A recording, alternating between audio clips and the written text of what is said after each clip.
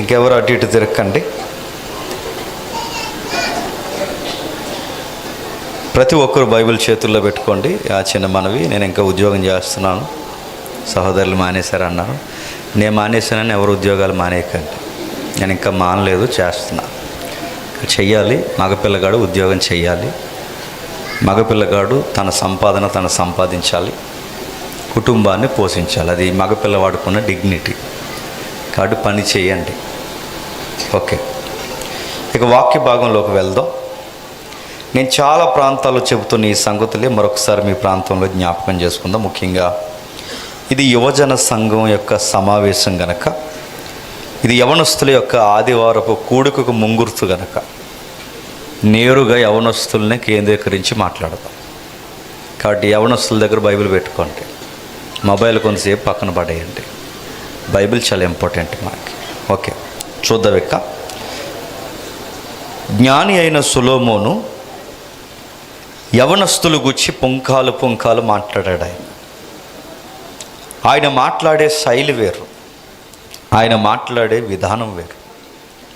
సొలొమోను గారి యొక్క అనుభవాల్లో నుంచి ఆయన అందించిన ఈ పత్రాలు లేదా ఈ డాక్యుమెంట్స్ లేదా ఆయన పుస్తకాల యొక్క పరంపర చాలా సున్నితమైన రహస్యమైన సంగతులు కూడా ఆయన వెలువరించాడు. అలాంటి వెలువరింపబడిన సంగతుల్లో ఈరోజు ఒక్క సంగతిని మనం కథబోతున్నాం.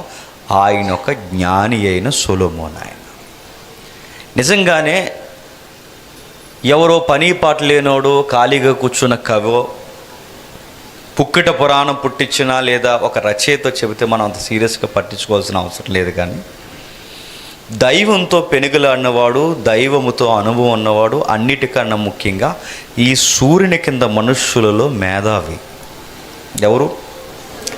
King Solomon. ఖాళీగా ఉన్న మనిషి అసలు కాదు, ఆయన ఒక రాజు. రాజరికానికి రాయల్టీ ఇచ్చిన వాడు ఎవరైనా ఉన్నారంటే రాజు అయిన సొలొమోను గారు. వాళ్ళ తండ్రి దావీదు గారు. ఆయన కత్తి చేత యుద్ధాలు చేసేవాడు. సొలొమోను యుక్తి చేత దేశాన్ని లోపరుచుకున్నాడు. అంత జ్ఞానం ఆయన. అలాంటి ఆయన చాలా నిగూఢమైన సత్యాలు రాసుకొచ్చాడు. ఆయన కూర్చిన ఒక చిన్న ఇంట్రడక్షన్ చూద్దాం ఒకసారి. మొదటి రాజుల గ్రంథం రండి. మొదటి రాజుల గ్రంథం 4వ అధ్యాయం. మొదటి రాజుల గ్రంథం 4వ అధ్యాయం 29వ వచనం చూడండి. మొదటి రాజుల గ్రంథం 4వ అధ్యాయం 29వ వచనం.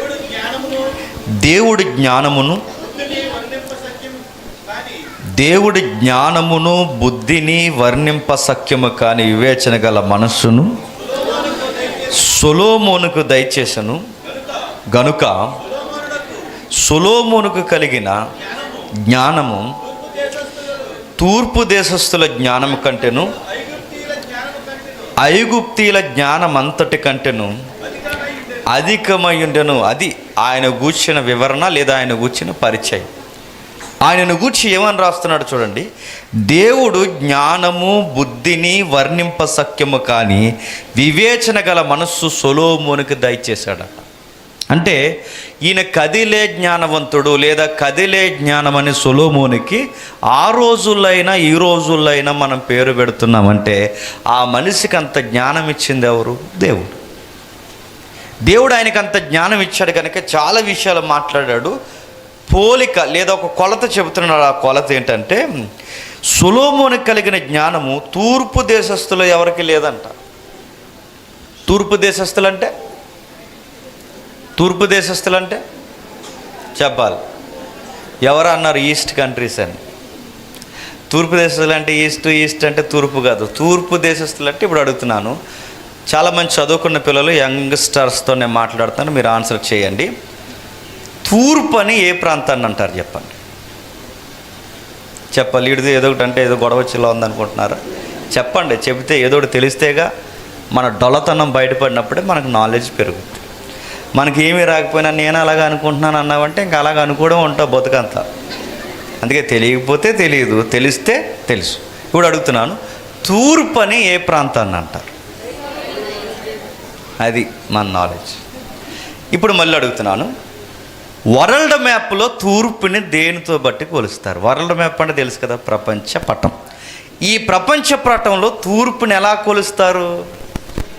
సూర్యుని బట్టి కొలరబ్బా. సూర్యుని అనకండి, మ్యాప్ని ఎప్పుడు నార్త్తో కొలుస్తారు. మ్యాప్ని నార్త్తో కొలిసే ముందు దానికి తూర్పు పరమడలు ఎడదీస్తారు. ప్రపంచానికి తూర్పు, పరమడ, ఉత్తరం, దక్షిణం ఈ భాగాల్ని ఎలా ఎడదీస్తారంటే ప్రతి దానికి ఒక సెంటర్ ఏరియా ఉంటుందిగా. ఆ సెంటర్ ఏరియాని దేని గుర్తిస్తారంటే బైబిల్లో ఉంటుంది, దాని పేరు మెడిటేరియన్ సీ. తెలుగులో చెప్పండి, మధ్యధరా సముద్రం. ఏ సముద్రం? బైబిల్ ఉందిగా మధ్యధరా సముద్రం. ఆ మధ్యధరా సముద్రాన్ని సెంటర్ చేసి, ఎందుకంటే ప్రపంచానికి మధ్యన ఉంది కనుక పెద్ద సముద్రం, ఆ మధ్యధరా సముద్రాన్ని సెంటర్ చేసి ఆ సముద్రానికి తూర్పునున్న ప్రాంతాలను ఏమంటారు? అది తూర్పు దేశాలంటే. ఆ సముద్రానికి పరమడున్న ప్రాంతాలన్నింటినీ ఏమంటారు? పరమట దేశాలు. అంటే తూర్పు పరమళ్ళు దేన్ని బట్టి విడదీస్తారంటే సూర్యుని కాదు, మన జనరల్ థింకింగ్ అది, సూర్యుని కాదు.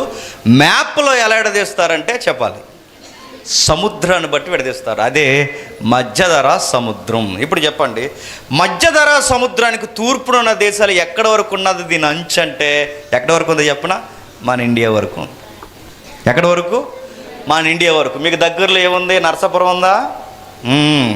నరసాపురం ఆరిన నేల చివరంచు మీకు బంగాళాఖాతం. అంటే ఈ కొన ఏదైతుందో మళ్ళీ ఇంక అక్కడి నుంచి కొన స్టార్ట్ అయిపోద్ది, మళ్ళీ దానికి సౌత్ ఆఫ్రికా వెళ్ళిపోద్ది, అటు మళ్ళీ శ్రీలంక, ఇవన్నీ కలిసిపోతాయి. ఇవన్నీ అంటే ఆరిన నేలకి ప్రపంచానికి మనకు బోర్డర్ తగులుతుందన్నమాట. ఇక్కడ వరకు ఆయనను మించిన జ్ఞాని లేడట. ఎవరిని మించి? సొలొమోను కన్నా. నెక్స్ట్, తూర్పు దేశాలన్నింటినీ కొలిచేశాడు, మరో ప్రాంతాన్ని కొలుస్తున్నాడు. ఆ రోజుల్లో అతిపెద్ద 2 ఖండాలు, ఒకటి తూర్పు దేశాలు ఆసియా, రెండోది ఆఫ్రికా. ఆఫ్రికా ప్రాంతాన్ని అన్నిటికీ ఒక సెంట్రల్ ఏరియాలో లేదా రాజధానిలో కొలిసి ఒక దేశం ఉంది. బైబిల్ కథల పుస్తకం కాదు, మళ్ళీ చెప్తున్నాను, బైబిల్ కథల పుస్తకం కాదు. ఎవడన్నా కథ అన్నాడంటే ఆడి కనీసం ఆలు రావని మీరు అర్థం చేసుకోండి అంతే. బైబిల్ కథల పుస్తకం కాదు, ఇది బైబిల్ వాస్తవికమైన గ్రంథం. అందుకే ఈ ఆఫ్రికా ఖండానికి సెంట్రల్ ఏరియా, లేదంటే సెంట్రల్ ఏరియా కాదు, దానికి ఒక రాజధానిగా, ఆ దేశాలకి ఒక పెద్ద దేశంగా దేన్ని కొలుస్తారంటే ఐగుప్తిని కొలుస్తారు. దేన్ని? ఐగుప్తి. ఐగుప్తి అనేది ఇప్పటికీ ఉందా? ఉంది. ఈజిప్ట్ అంటున్నాగా, ఐగుప్తి ఉంది ఈ రోజుకి. ఐగుప్తి అంటే ఇటు ఆఫ్రికాకి మొత్తం, అంటే ఆ రోజుల్లో అమెరికా లాంటి దేశం ఏదంటే ఐగుప్తి, ఈజిప్ట్. ఇటు ఆఫ్రికాలో కానీ ఇటు ఆసియాలో కానీ సొలొమోను మించిన జ్ఞాని లేడంట. అంత జ్ఞానవంతుడు ఏం చెప్పాడండి అంటే 32వ వచనంలో చెప్తున్నాడు చూడండి, అతడు 3000 సామెతలు 1000 కీర్తనలు రచించెను. ఏంటంట? సుమారు 3000 సామెతలు. సామెతలు అంటే చచ్చింది, మళ్ళీ చెప్పండి. సామెతలు అంటే ఒక పెద్ద విషయాన్ని సింగిల్ లైన్లో చెప్పేదాన్ని సామెత అంట. ఉదాహరణకి సామెతల్లో మనకు తెలుసు, ఈయన ప్రత్యేకించి ఒక సామెతల గ్రంథమే రాశాడు ఈయన. ఆ సామెతల గ్రంథాలు ఒక ఉదాహరణ చెప్తాను చూడండి. చాలామంది బ్యూటీ కొరకు పాకులాడతాం, స్కిన్ కొంచెం గ్లో రావాలని. దానికి ఒక సామెత ఉంది, ఎటకారం సామెత. తెలుగులో ఏంటి చెప్పండి? ఎలకతోలు ఏడాది ఉతికినా చెప్పండి నలుపు నలుపే. కానీ ఆ సామెత మనం ఎటకారంగా చెప్పుకున్నా కానీ ఎంత నాలెడ్జ్ ఉందండి అందులో? ఉందా లేదా? అవి సామెతలు అంటే. అంటే సామెతలు అంటే మనం నిజానికి ఇది ఎటకారంగా చెప్పాం, సొలొమోను సీరియస్గా చెప్పాడు సామెత. ఏం చెప్పాడు సామెతల్లో? సామెతలు. అందుకే ఎవరైనా యవనస్తులు బైబిల్ చదువుతున్నప్పుడు, లేదా యవనస్తులు ఎవరైనా కొత్తగా బైబిల్ ప్రారంభిస్తే పెద్దవారు సీనియర్స్ ఇచ్చే సలహా ఏంటంటే సామెతలు చదవమంటారు. ఎందుకు సామెతలు చదవమంటారు? ఎందుకంటే చాలా సున్నితమైన విషయాలు ఉంటాయి. ఎంత సున్నితమైనవి? ఆ ఏజ్లో కలుగుతున్న లస్ట్ అంటే ఆకర్షణ లేదా వ్యామోహం, లేదా ఆ ఏవైతున్నావో ఆ ఏజ్లో కలుగుతున్న ఆ సముద్రపు కెరటాలు లాంటి కోరికలని మనం ఇచ్చే ఎక్స్ప్రెషన్ కన్నా సొలొమోను చాలా క్లియర్ కట్గా వివరిస్తాడు. అందుకే సామెతలు చదవమంటారు. ఆ ఏజ్లో జీవితాన్ని అదుపు చేయకపోతే ఆ జీవితం కుక్కల చించిన ఇస్తర అయిపోద్దని తెలియాలి అంటే వాడికి నష్టం జరగకముందే ఆ నష్టం యొక్క తీవ్రత ఎలా ఉంటుందో తెలియాలి అంటే సామెతలు చదివితే తెలిసిపోతుంది. ఎలా ఉంటుంది? ఈ ఏజ్లో రకరకాల చీకటి పనులు ఉంటాయి. ఆ చీకటి పనులు చేస్తున్నప్పుడు దాని యొక్క పరిస్థితి ఎలా ఉంటుంది? ఒక సామెత చెప్పాడు, ఏమన్నాడంటే, ఎవడైనాను తన ఒడిలో అగ్ని వేసుకుని అది కాలదు అనుకుంటే ఆడి జ్ఞాన ఖచ్చితంగా కాదు. ఈ తొంటర పనులు కూడా అలాగే ఏడుస్తాయి.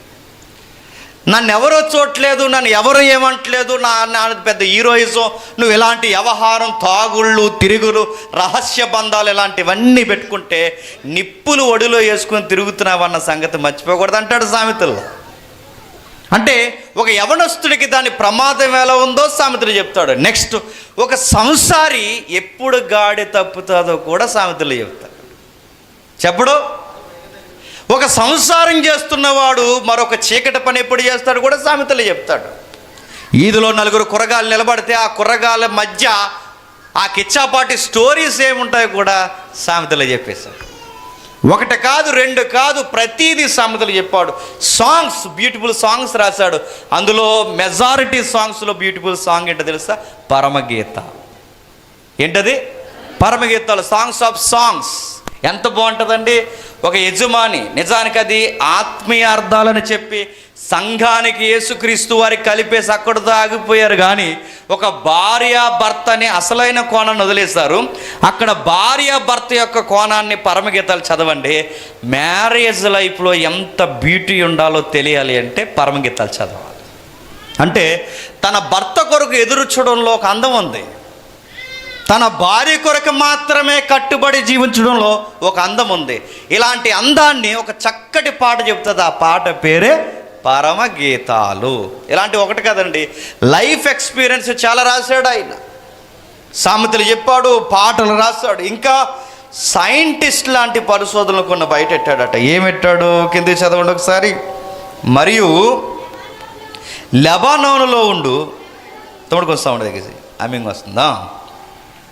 లెబానోనులో ఉండు దేవదారు వృక్షమునే కానీ, గోడలలో నుండి మొలుసు విశ్వపు మొక్కనే కానీ, చెట్లన్నిటిని గుచ్చి, ట్రిబుల్ అనుకుంటా తగ్గించా, చెట్లన్నిటిని గుచ్చి అతడు రాసెను.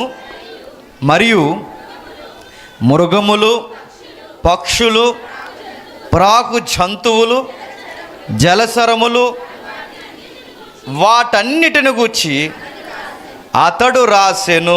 ఎన్ని రాశాడట? నేను చదువుతున్నాను చూడండి. వృక్షాల కోసం రాశాడట. ఆ వృక్షాల వెనకాల, వృక్షాల్లో మళ్ళీ జాతి వేరే ఉంది, మొక్కల గూర్చి రాశాడు. ఇస్సోపు మొక్కల గూర్చి రాశాడట. చెట్లన్నిటి గూర్చి రాశాడు. సొలొమోను గారికి వృక్షాల పట్ల చాలా నాలెడ్జ్ ఉందంట. చెట్ల గూర్చి మాట్లాడే శాస్త్రాన్ని ఏమంటారండి? వృక్ష శాస్త్రం అంటారు. మనకి బైపీసీ లేదా మన ఇంటర్మీడియట్ తరగతులు అయితే బాటనీ అంటున్నారు దాన్ని. అంటే ఈయనకి ఆ సబ్జెక్ట్ కూడా తెలుసా? ఈయనకి తెలుసు. ఎవరికి? సొలొమోను గారికి వృక్ష శాస్త్రాలు తెలుసు. మనకి వృక్ష శాస్త్రాలు టెక్స్ట్ బుక్లో చదవడం తెలుసు, ఆయనకు ప్రాక్టికల్గా తెలుసు. ఆయన దగ్గరకు ఆకు తెస్తే ఆ ఆకును బట్టి చెట్టు ఏంటో చెప్తాడు, ఆ చెట్టు యొక్క ఆయుస్ ఏంటో చెప్తాడు, దాని వనమూలికలు ఎందుకు ఉపయోగపడతాడో కూడా చెప్తాడు. చెట్టు యొక్క లైఫ్ స్టైల్ మొత్తం, దాని బయోగ్రఫీ మొత్తం రాసి పడేస్తాడట. ఎవరు? సొలొమోను. అంత జ్ఞానం ఉందండి సొలొమోను గారికి. పత్రాన్ని 4 భాగాలుగా విభజించండి అంటే సరిగా విభజించలేక ఫెయిల్ అయిపోయాం మనం. కానీ సొలొమోను గారు చక్కగా విభజిస్తాడట. ఈరోజు మనకి సైన్స్ అభివృద్ధి పొందిన తర్వాత అడ్డుకోత జరిగితే దాని లేయర్స్ ఏవైతున్నావో, చెట్టుకు అడ్డుకోత జరిగితే దాని లేయర్స్ ఏదైతున్నా ఒక్కొక్క లేయర్ని బట్టి దాని ఏజ్ చెప్తాం మనం. ఈ టెక్నాలజీ లేనప్పుడే వృక్షం యొక్క ఆయుష్ చెబుతాడట. అది సొలొమోను గారు. అంటే ఈయన కవే కాదు, ఈయన సామెతలు చెప్పే రచయితే కాదు, ఈయన ఇంకా ఎవరంటే ఈజ్ ఎ సైంటిస్ట్ కూడా. శాస్త్రం ఎరిగినవాడు, సైన్స్ తెలిసినవాడు. ఇంకా ఆయనకేం తెలుసు? పక్షులు గూర్చి, మృగాలు గూర్చి, పక్షులు గూర్చి, జంతువులు గూర్చి, జలసరాలు గూర్చి, వాటన్నిటి గూర్చి రాస్తున్నాడు. అంటే ఈయనకి చెట్ల మీదే కాదు అవగాహన ఉన్నది, మొక్కల మీదే కాదు ఈయన అవగాహన ఉన్నది, సామెతల మీదే కాదు ఈయనకి అవగాహన ఉన్నది, ఆయనకి కీర్తనల మీదే కాదు అవగాహన ఉన్నది. ఈయనకి ఇంకా అవగాహన పక్షులు, ఎగిరే పక్షులను గూర్చి కూడా చెబుతాడు. పక్షి ఎందుకు ఎగురుతుంది, ఎక్కడికి వెళుతుంది, ఎందుకు అది, దాని జీవన శైలి ఏంటి, మొత్తం దాని మైండ్ సెట్ అంతా చెప్తాడట. ఆ పక్షులను చూసే కదా విమానాలు కనిపెట్టారు. అంటే పక్షి యొక్క జీవన శైలి మొత్తం చెప్తాడు, వాటి లైఫ్ స్టైల్ ఎలా ఉందో చెప్తాడు, జంతువుల గురించి చెప్తాడు.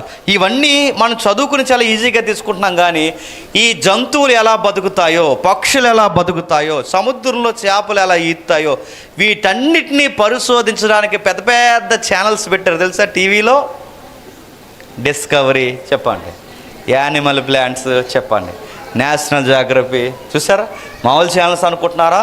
అందులో నిమిషం అడ్వర్టైజ్మెంట్ ఇవ్వాలంటే ల్యాక్స్ ఆఫ్ మనీ అవుతుంది, లేదా సిఆర్ మనీ అవుతుంది, అంటే కోట్ల రూపాయల మనీ అవుతుంది. ఇటు ఒక నిమిషాలు అడ్వర్టైజ్మెంట్ ఇవ్వడానికి. అంటే అంత పెద్ద ఛానల్, అంటే ఇంటర్నేషనల్ ఛానల్స్ అవి. అంత పెద్ద డిస్కవరీ ఛానల్లో ఏం చూపిస్తారంటే గాడిద ఎప్పుడు పుట్టింది, ఎలా పెరిగింది, దానికి ఎందుకు జార్లు ఉన్నాయి, అడవి గాడిదకి ఎన్ని జార్లు ఉన్నాయి, అది వెనకాల కాళ్ళు ఎందుకు ఎత్తుతుంది, అన్నీ చెప్తారు. అంతే కదా, వెనకాల నుండి అది ఎందుకు అలా పుట్టింది, అది గాడిదకి బాగా వినాలి, గాడిదకి గుర్రానికి క్రాస్ బీడ్ ఎందుకు అయింది, ఏది అడవి గాడిది, అది క్రాస్ బీడ్గా ఎలా ఉద్భవించింది, ఇవన్నీ ఈరోజు మనం మాట్లాడుకుంటున్నాం. ఆ రోజుల్లోనే జంతు శాస్త్రం మొత్తం మాట్లాడాడట. ఆయనకి చాలా విషయాలు తెలుసు. గమ్మత్తైన సంగతి, ఆశ్చర్యకరమైన సంగతి, సముద్రంలో జీవరాశి అంటే సముద్రంలో చేపల ఉనికి ఈ రోజుకి ఎంత ఉందో మనకు తెలియదు, ఎన్ని రకాలు ఉన్నాయో తెలియదు.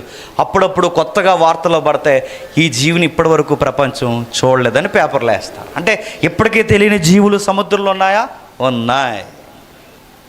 అసలు సముద్రంలో ఎలా జీవిస్తున్నాయో కూడా చెప్తారు. మీరు ఎప్పుడన్నా చూడండి, ఒకరోజు మేము ఒక ఇంటికి భోజనానికి వెళ్ళాం, మీటింగ్ అయిన తర్వాత ప్రతి ఒక్కరింట్లో ఈ మధ్యకాలంలో అది పెట్టుకుంటున్నారుగా, చేపల తొట్టే, మాసుకుంటుందని అలా అంటున్నాను, చేపల తొట్టే. ఆ తొట్టులో పెట్టిన తర్వాత కొన్ని గింజలు పక్కన పెట్టుకుంటున్నారు. ఎప్పుడెప్పుడు వెళ్తాడు ఫుడ్ అంటే, అన్న ఆ అబ్బాయి అన్నాడు, అన్న 2 రోజులు వాటర్ మార్చకపోతే చేపలు చచ్చిపోతాయి అన్న. దానికి టైంకి మేము ఫుడ్ పెట్టాలి, ఎప్పటికప్పుడు వాటర్ మారుస్తూ ఉండాలి, ఎందుకంటే ఇవి చాలా సున్నితమైన రకం. ఇవి కొన్ని చేపలు ఉంటాయి కొంచెం పర్లేదు, అవి ఒక 15 రోజులు 10 రోజులు అటు ఇటు ఉంటాయి. ఇవి చాలా సున్నితమైనవి, వీటికి వాటర్ కానీ మనం మార్చకపోతే చేపలు చచ్చిపోతాయి అన్న. నీరు కదులుతుండకపోతే చేపలు చచ్చిపోతాయి అన్న.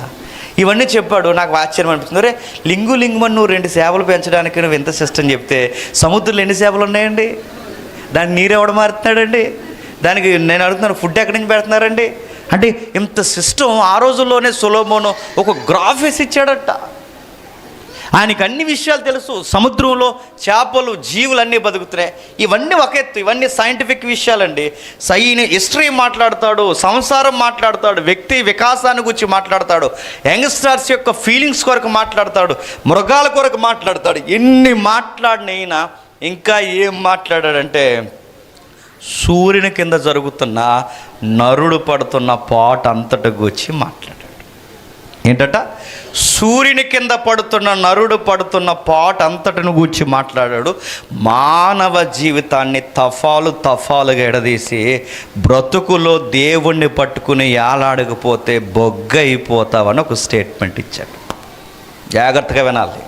అంటే మన లైఫ్ పర్పస్ ఏంటో సొలొమోన్ గారు చెప్పేశారంటే చాలా క్లియర్ కట్ ఇన్ఫర్మేషన్తో చెప్పేశాడు ఆయన. దానిని గూర్చిన అవగాహన మనకు అవసరం. తిన్నాను, తిరిగాను, ఎగిరాను, ఎటకారాలు చేసుకున్నాను, అలా తిరిగాను, ఇలా తిరిగాను, చర్చికి వచ్చాను, సభలో కూర్చున్నాను, వెళ్ళిపోతానంటే ఇది కాదు లైఫ్. ఇంతకు మించి జీవితం ఉంది. చక్కటి ఆకారం ఈ వయసులో మనకుంది కనుక ఎలా పడతా అలా బతికేస్తున్నాం, ఇది కాదు జీవితం. తఫాలుగా జీవితం మారిపోద్ది. చాలా అనుభవాలతో రాశాడు. మనం ఈ మాటలు మాట్లాడుకుంటున్నప్పుడు వయసు మళ్ళిన వారి దగ్గరికి వెళ్ళి ఈ మాటలు అడగండి, అవి పచ్చి వాస్తవాలని చెబుతారు. ఏం చెప్పాడు, ఏం మాట్లాడాడు, ఏ విషయాలని క్రోడీకరించాడో ఒక్కసారి రండి చూద్దామే, ఆలస్యం చేయకుండా. ప్రసంగి గ్రంథం తీయండి.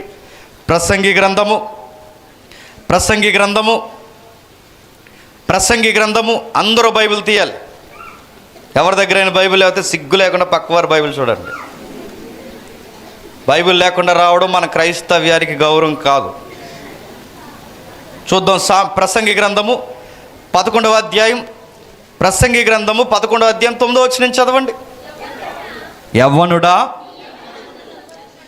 నీ యవ్వనమందు సంతోషపడుము, నీ యవ్వన కాలమందు నీ హృదయాన్ని సంతుష్టిగా ఉండనిమ్ము, నీ కోరిక చొప్పునను నీ దృష్టి యొక్క ఇష్టము చొప్పునను ప్రవర్తించు. అయితే వీటన్నిటినీ బట్టి దేవుడు నిన్ను తీర్పులోనికి తెచ్చినని జ్ఞాపకం చేసుకో. ఒక పర్మిషన్ ఇచ్చినట్టు ఇచ్చి లాక్ వేసాడండి. ఎవరు? సొలొమోను గారు. ఏమంటున్నాడు చూడండి, యవ్వనుడా నీ యవ్వనమును బట్టి నీ యవ్వనమందు సంతోషపడు. నీ యవ్వన కాలమందు నీ హృదయం చాలా విషయాలు కోరుతుంది. వాటన్నిటి విషయంలో సంతుష్టిగా ఉండనిమ్ము. నీకు ఏవేవి కోరికలు వస్తున్నాయో నీ దృష్టి యొక్క ఇష్టము చొప్పున ప్రవర్తించు. అయితే షరతులు వర్తిస్తాయి అన్నాడు. ఏమన్నాడు?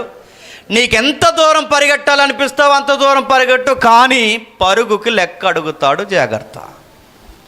నీకు ఏమేమి కోరికలు వస్తున్నాయి, నా ఇష్టం నా కోరికని నువ్వు ఎంత బలాదూరు తిరుగుతావో తిరుగు, అదే కోరికల కొరకు లెక్క అడుగుతాడు. అంటే జీవితాన్నిచ్చి, జీవాన్నిచ్చి, మన మనుగడిచ్చి, మనకంటూ గుర్తింపిచ్చి మన జీవితాన్ని ఈరోజు నిలబెట్టిన వాడు ఖచ్చితంగా ఒక రోజు నిలదీసి అడుగుతాడు అని సొలొమోను గారు చెప్తున్నారు. ఇంకా ఏం చెప్తున్నాడు? లేత వయసును నడిప్రాయమును గతించిపోవునవి గనుక నీ హృదయములో నుండి వ్యాకులము తొలగించుకొనుము, నీ దేహము తెరుపు దానిని తొలగించుకోను. ఏమని చెప్తున్నాడండి? అక్కడ మాట్లాడుతున్న మాటలు చూడండి. లేత వయస్సు నడిప్రాయము గతించిపోవును గనక నీ హృదయములో నుండి నీ వ్యాకులము తొలగించుకోవడము. ఏవి గతించిపోతాయట? జీవితంలో రెండే రెండు ప్రథమమైన దశలు ఉన్నాయండి జీవితంలో. మొత్తం 4, అందులో ప్రథమమైనవి 2. ఆ ప్రథమమైన వాటివే ఏదన్నా చేయాలన్నా, ఏదన్నా సాధించాలన్నా, ఉన్న జీవితాన్ని పాడు చేసుకోవాలన్నా అవి 2 దశలు. సుమారుగా 4 దశలు: బాల్యము, యవ్వనము, నడిప్రాయము, వృద్ధాప్యం. ఈ బాల్యము చివరనున్న వృద్ధాప్యం ఈ 2 లెక్కల్లోకి రావండి. బాల్యము, వృద్ధాప్యం 2 లెక్కలోకి రావు. ఎందుకంటే మనం ఏం చేయాలన్నా చేయలేము. నెక్స్ట్ మనం ఏమి సాధించాలనుకున్నా సాధించలేము. అది బాల్యంలోనే సాధించలేము, వృద్ధాప్యంలోనూ చేయలేము. జీవితంలో ఏదన్నా చేయాలంటే 2 దశలు. ఆ 2 దశలు లేత ప్రాయము, నడిప్రాయం. గమ్మత్తు ఏంటంటే ఆ 2 ఇంపార్టెంటే. ఆ 2 చాలా త్వరగా అయిపోతాయంట. అయిపోవా? చాలా త్వరగా అయిపోతాయి. మీరు చూస్తూ ఉండండి. 4 సంవత్సరాల క్రితం ఫోటో మీరు తీసుకోండి, ఇప్పుడు మీ ఫోటో చూసుకోండి, మీ ముఖాలు ఎంత ఏకారంగా తయారైన చూసుకోండి. చాలా ఈజీగా మనకు, అరే నేనంటే పెళ్ళైన ఆడపిల్లని చూడండి, పెళ్ళికి ముందు పెళ్లి ఫోటోలే చూసుకోండి. పెళ్ళైన ఆడపిల్లని పెళ్లి ఫోటోలకి ఆఫ్టర్ 2 ఇయర్స్ తర్వాత నీ ఫోటోకి తేడా చూసుకో. చాలా చేంజ్ వస్తుందంటే ఇంత మార్పులు అంటే చూస్తుండగా అయిపోతాయి. మగపిల్లవాడివి పెళ్ళికి ఎలా ఉండేవాడివి, పెళ్ళి తర్వాత ఎలా ఉండో చూసుకో. చాలా ఈజీగా మార్పులు అంటే ఈ ఏజ్లు చూస్తుండగా అయిపోతాయి. ఏం చెప్తున్నాడు సొలొమోను గారు? ఈ వయసులో మనకి కలుగుతున్న కోరికలే జీవితం అనుకో. బాల్యము, యవ్వనము, నడిప్రాయము, వృద్ధాప్యము, ఈ గ్రాఫ్ ఇలా నడుస్తున్నప్పుడు జాగ్రత్త. బాల్యం చాలా చక్కగా గడిచిపోతుంది. బాగోదండి బాల్యం? ఎంత బ్యూటిఫుల్గా ఉంటుందండి. చిన్నపిల్లల జీవితం ఎంత బాగుంటుందండి. ఆ జీవితాన్ని రాజు జీవితంతో పోలిస్తారు. రేపు పొద్దున్నే 7 గంటలు లెగాలన్నా కంగారు ఉంటుంది వాళ్ళకి. అంత అవసరం లేదు, నచ్చితే లెగిస్తారు, లేకపోతే లెగరు అంతే. టాయిలెట్ అవుతుంది, ఇప్పుడు బాత్రూమ్కి వెళ్ళాలనుకుంటారు, నహి, వాళ్ళ ఇష్టం. డైపర్ నిండిపోయిందని చెప్తారా? నిండిపోయిందో లేదో మనమే చూసుకోవాలి. ఆకలి వేస్తుంది, 12 అయింది, ఇంకా అన్నం పెట్టవేంటి అడగరు. మనమే 12 అయిందని సర్లేక ఇంకా ఏమన్నా ఉందా అన్నీ మనమే చూసుకోవాలి. వాళ్ళ స్నానం చేయరు, చెప్పండి, స్నానం చేయించాలి. వాళ్ళ బట్టలు మార్చుకోరు, మనమే బట్టలు మార్చాలి. ఇవన్నీ ఎవరికి సాగుతాయి తెలుసు? ఒక రాజుకు సాగుతాయి. రాజు లైఫ్ ఉంటుందండి ఎవరికి చెప్పండి? చిన్నపిల్లలకి. చక్కగా చాలా హెల్తీగా బతుకుతారు, ఆ లైఫ్ బాగుంటుంది. అలా పెరుగుతూ వచ్చిన తర్వాత బాల్యంలో నుంచి కొన్ని కోరికలు, సరదాలు, ఆ సరదాల్లో నుంచి టీనేజ్లో అడుగు పెడతారు. టీనేజ్ చాలామంది కనబడుతున్నారు, వినండి. ఈ టీనేజ్లో అదొక రెక్కలెస్ యాటిట్యూడ్ ఉంటుందండి. బాల్యంలో తల్లిదండ్రుల చోట పెరుగుతూ కావాల్సిందల్లా కొనుక్కుంటాం, ఊహకు మించిన కోరికలు అడుగుతుంటాం, అంతా నడిచిపోతుంది, తల్లిదండ్రులు మన ఇష్టాన్ని నెరవేరుస్తారు. టీనేజ్కి వచ్చేసరికి అదో రెక్లెస్ యాటిట్యూడ్ వస్తుంది. అంటే మినిమం 10th దాటే సమయానికి ఆడపిల్లైనా మగపిల్ల అయినా. ఆ వయసు ఎలా ఉంటుందంటే వీళ్ళు చెప్తుంటే ఇలా బుర్రలకు ఎక్కవండి కొన్ని, అన్నీ మాకే తెలుసు అన్నట్టు మాట్లాడతారు. ఏదైనా చెప్పండి వాళ్ళు ఏమంటారు తెలుసా, మా తెలుసులే అంటారు. నడుతున్నాను వాళ్ళకి ఏం తెలుసు, ఏం తెలియదండి. అన్నీ తెలుసు అని అనుకుంటున్నారు చూసారా, అదే ఏమీ తెలియని తనం. మాకు తెలుసులే, ఏం తెలుసు, ఏమీ తెలియదు, అదొక రెక్లెస్ యాటిట్యూడ్ ఉంటుంది. ఇలా నలుగురు గుంపు కూడుకున్నప్పుడు, ఇలా గుంపుగా జనాలు ఉన్నప్పుడు, ఏదైనా ఫంక్షన్కి పోయినప్పుడు వాళ్ళ యాటిట్యూడ్ మీరు గమనించండి. ఆ నలుగురిలో వాడు ప్రత్యేకంగా కనబడాలని వాడు ఎన్ని ఎకారమైన పనులు చేస్తాడు మీరు చూడండి. కావాలి పై బట్టని నిప్పేస్తుంటారు చూసారు, ఈ పై బట్టని నిప్పేస్తారు. మరి నెక్స్ట్ ఒలింపిక్స్కి వెళ్తున్నాడుగా బిల్డింగ్కి, పైబట్ నిప్పేస్తాడు. పైబట్ నిప్పేసి ఎంత రకాలుగా తిరుగుతుంటారు, పైబట్ నిప్పేస్తారు. వాళ్ళు నిలబడినప్పుడు కూడా మీరు చూడండి, నలుగురు నిలబడినప్పుడు అదొక రెక్లెస్గా నిలబడతారు, కాలు వంకరగా పెట్టి, అదొక స్టైల్ ఉంటుంది వాళ్ళకి. అందరిలాగా సింపుల్గా చక్కగా ఒక పద్ధతిగా బట్టలు వేసుకురారు. ప్యాంటు తిరిగేసేస్తారు, సొక్క తిరిగేసేస్తారు, జిప్పు సైడ్ జిప్పులు వేస్తారు. మనకు నిలువు జిప్పులు ఉంటాడు, సైడ్ జిప్పులు వేసుకుంటాడు, ప్యాంటు మీద ప్యాంట్ వేసుకుంటారు. ఏంటి ఇవన్నీ అంటే ఆ ఏజ్లో సెపరేట్ ఇమేజ్ కావాలి. అందుకే వాళ్ళు నడుస్తున్నప్పుడు ఒక స్టైల్. నేను ఉదయం ఒకరిని చూశాను, ఇంకా అంతకంటే డీటెయిల్గా అడగండి, మీకు అర్థం అవ్వకూడదని నేను డీటెయిల్గా చెప్పట్లేదు. ఏదో ఉదయం ఒకరిని చూశాను, ఆడు డయాస్ మీద నేను దిగి ఏదో ఆస్కర్ అవార్డు అందుకుని వెళ్తున్న ఫీలింగ్ అండి ఆడికి. ఆడు ఊపుకున్నడ్డం, ఆడి అవ్వారం, ఆడు ఎలా తలకాయ ఇలా ఊపుకుని చేతులు ఎలాగంటే అదో ఫీలింగ్ అనమాట. అంటే ఇప్పుడు ఆడు ఏమనుకుంటాడంటే మనసులో, ఇప్పుడు నా వాకింగ్ స్టైల్ కూడా చూసి జనాలు అబ్బా అనేసుకోవాలన్నమాట. అందుకే చూడండి, ప్రతిదీ మెయింటైన్ చేస్తారు. షర్ట్స్ కానీ, వారి హెయిర్ స్టైల్ కానీ, వారి మూమెంట్స్ కానీ, వాళ్ళ కామెంట్స్ కానీ, వాళ్ళ యొక్క వాకింగ్ స్టైల్ కానీ ప్రతిదీ మెయింటైన్. ఎందుకంటే ఒక సెపరేట్ ఇమేజ్. అందుకే ఈ ట్రెండ్లో ఉన్న పిల్లలందరికీ ఏమొచ్చినాయి అంటే ఈ రీల్స్ వచ్చినాయి. ఇప్పుడు మనం ఇలా దిగుతాం మెట్లు, అలా దిగరు, దూకేస్తారు, అదొక రీల్. కొండ శివర్లకి ఎక్కువ దూకేస్తుంటారు, అదొక రీల్. ఇవన్నీ ఏంట్రా ఈ పనులు అంటే సెపరేట్ ఇమేజ్ కోరుకునే వాళ్ళందరూ ఎక్కడ పడ్డారంటే సోషల్ మీడియాలో పడ్డారు.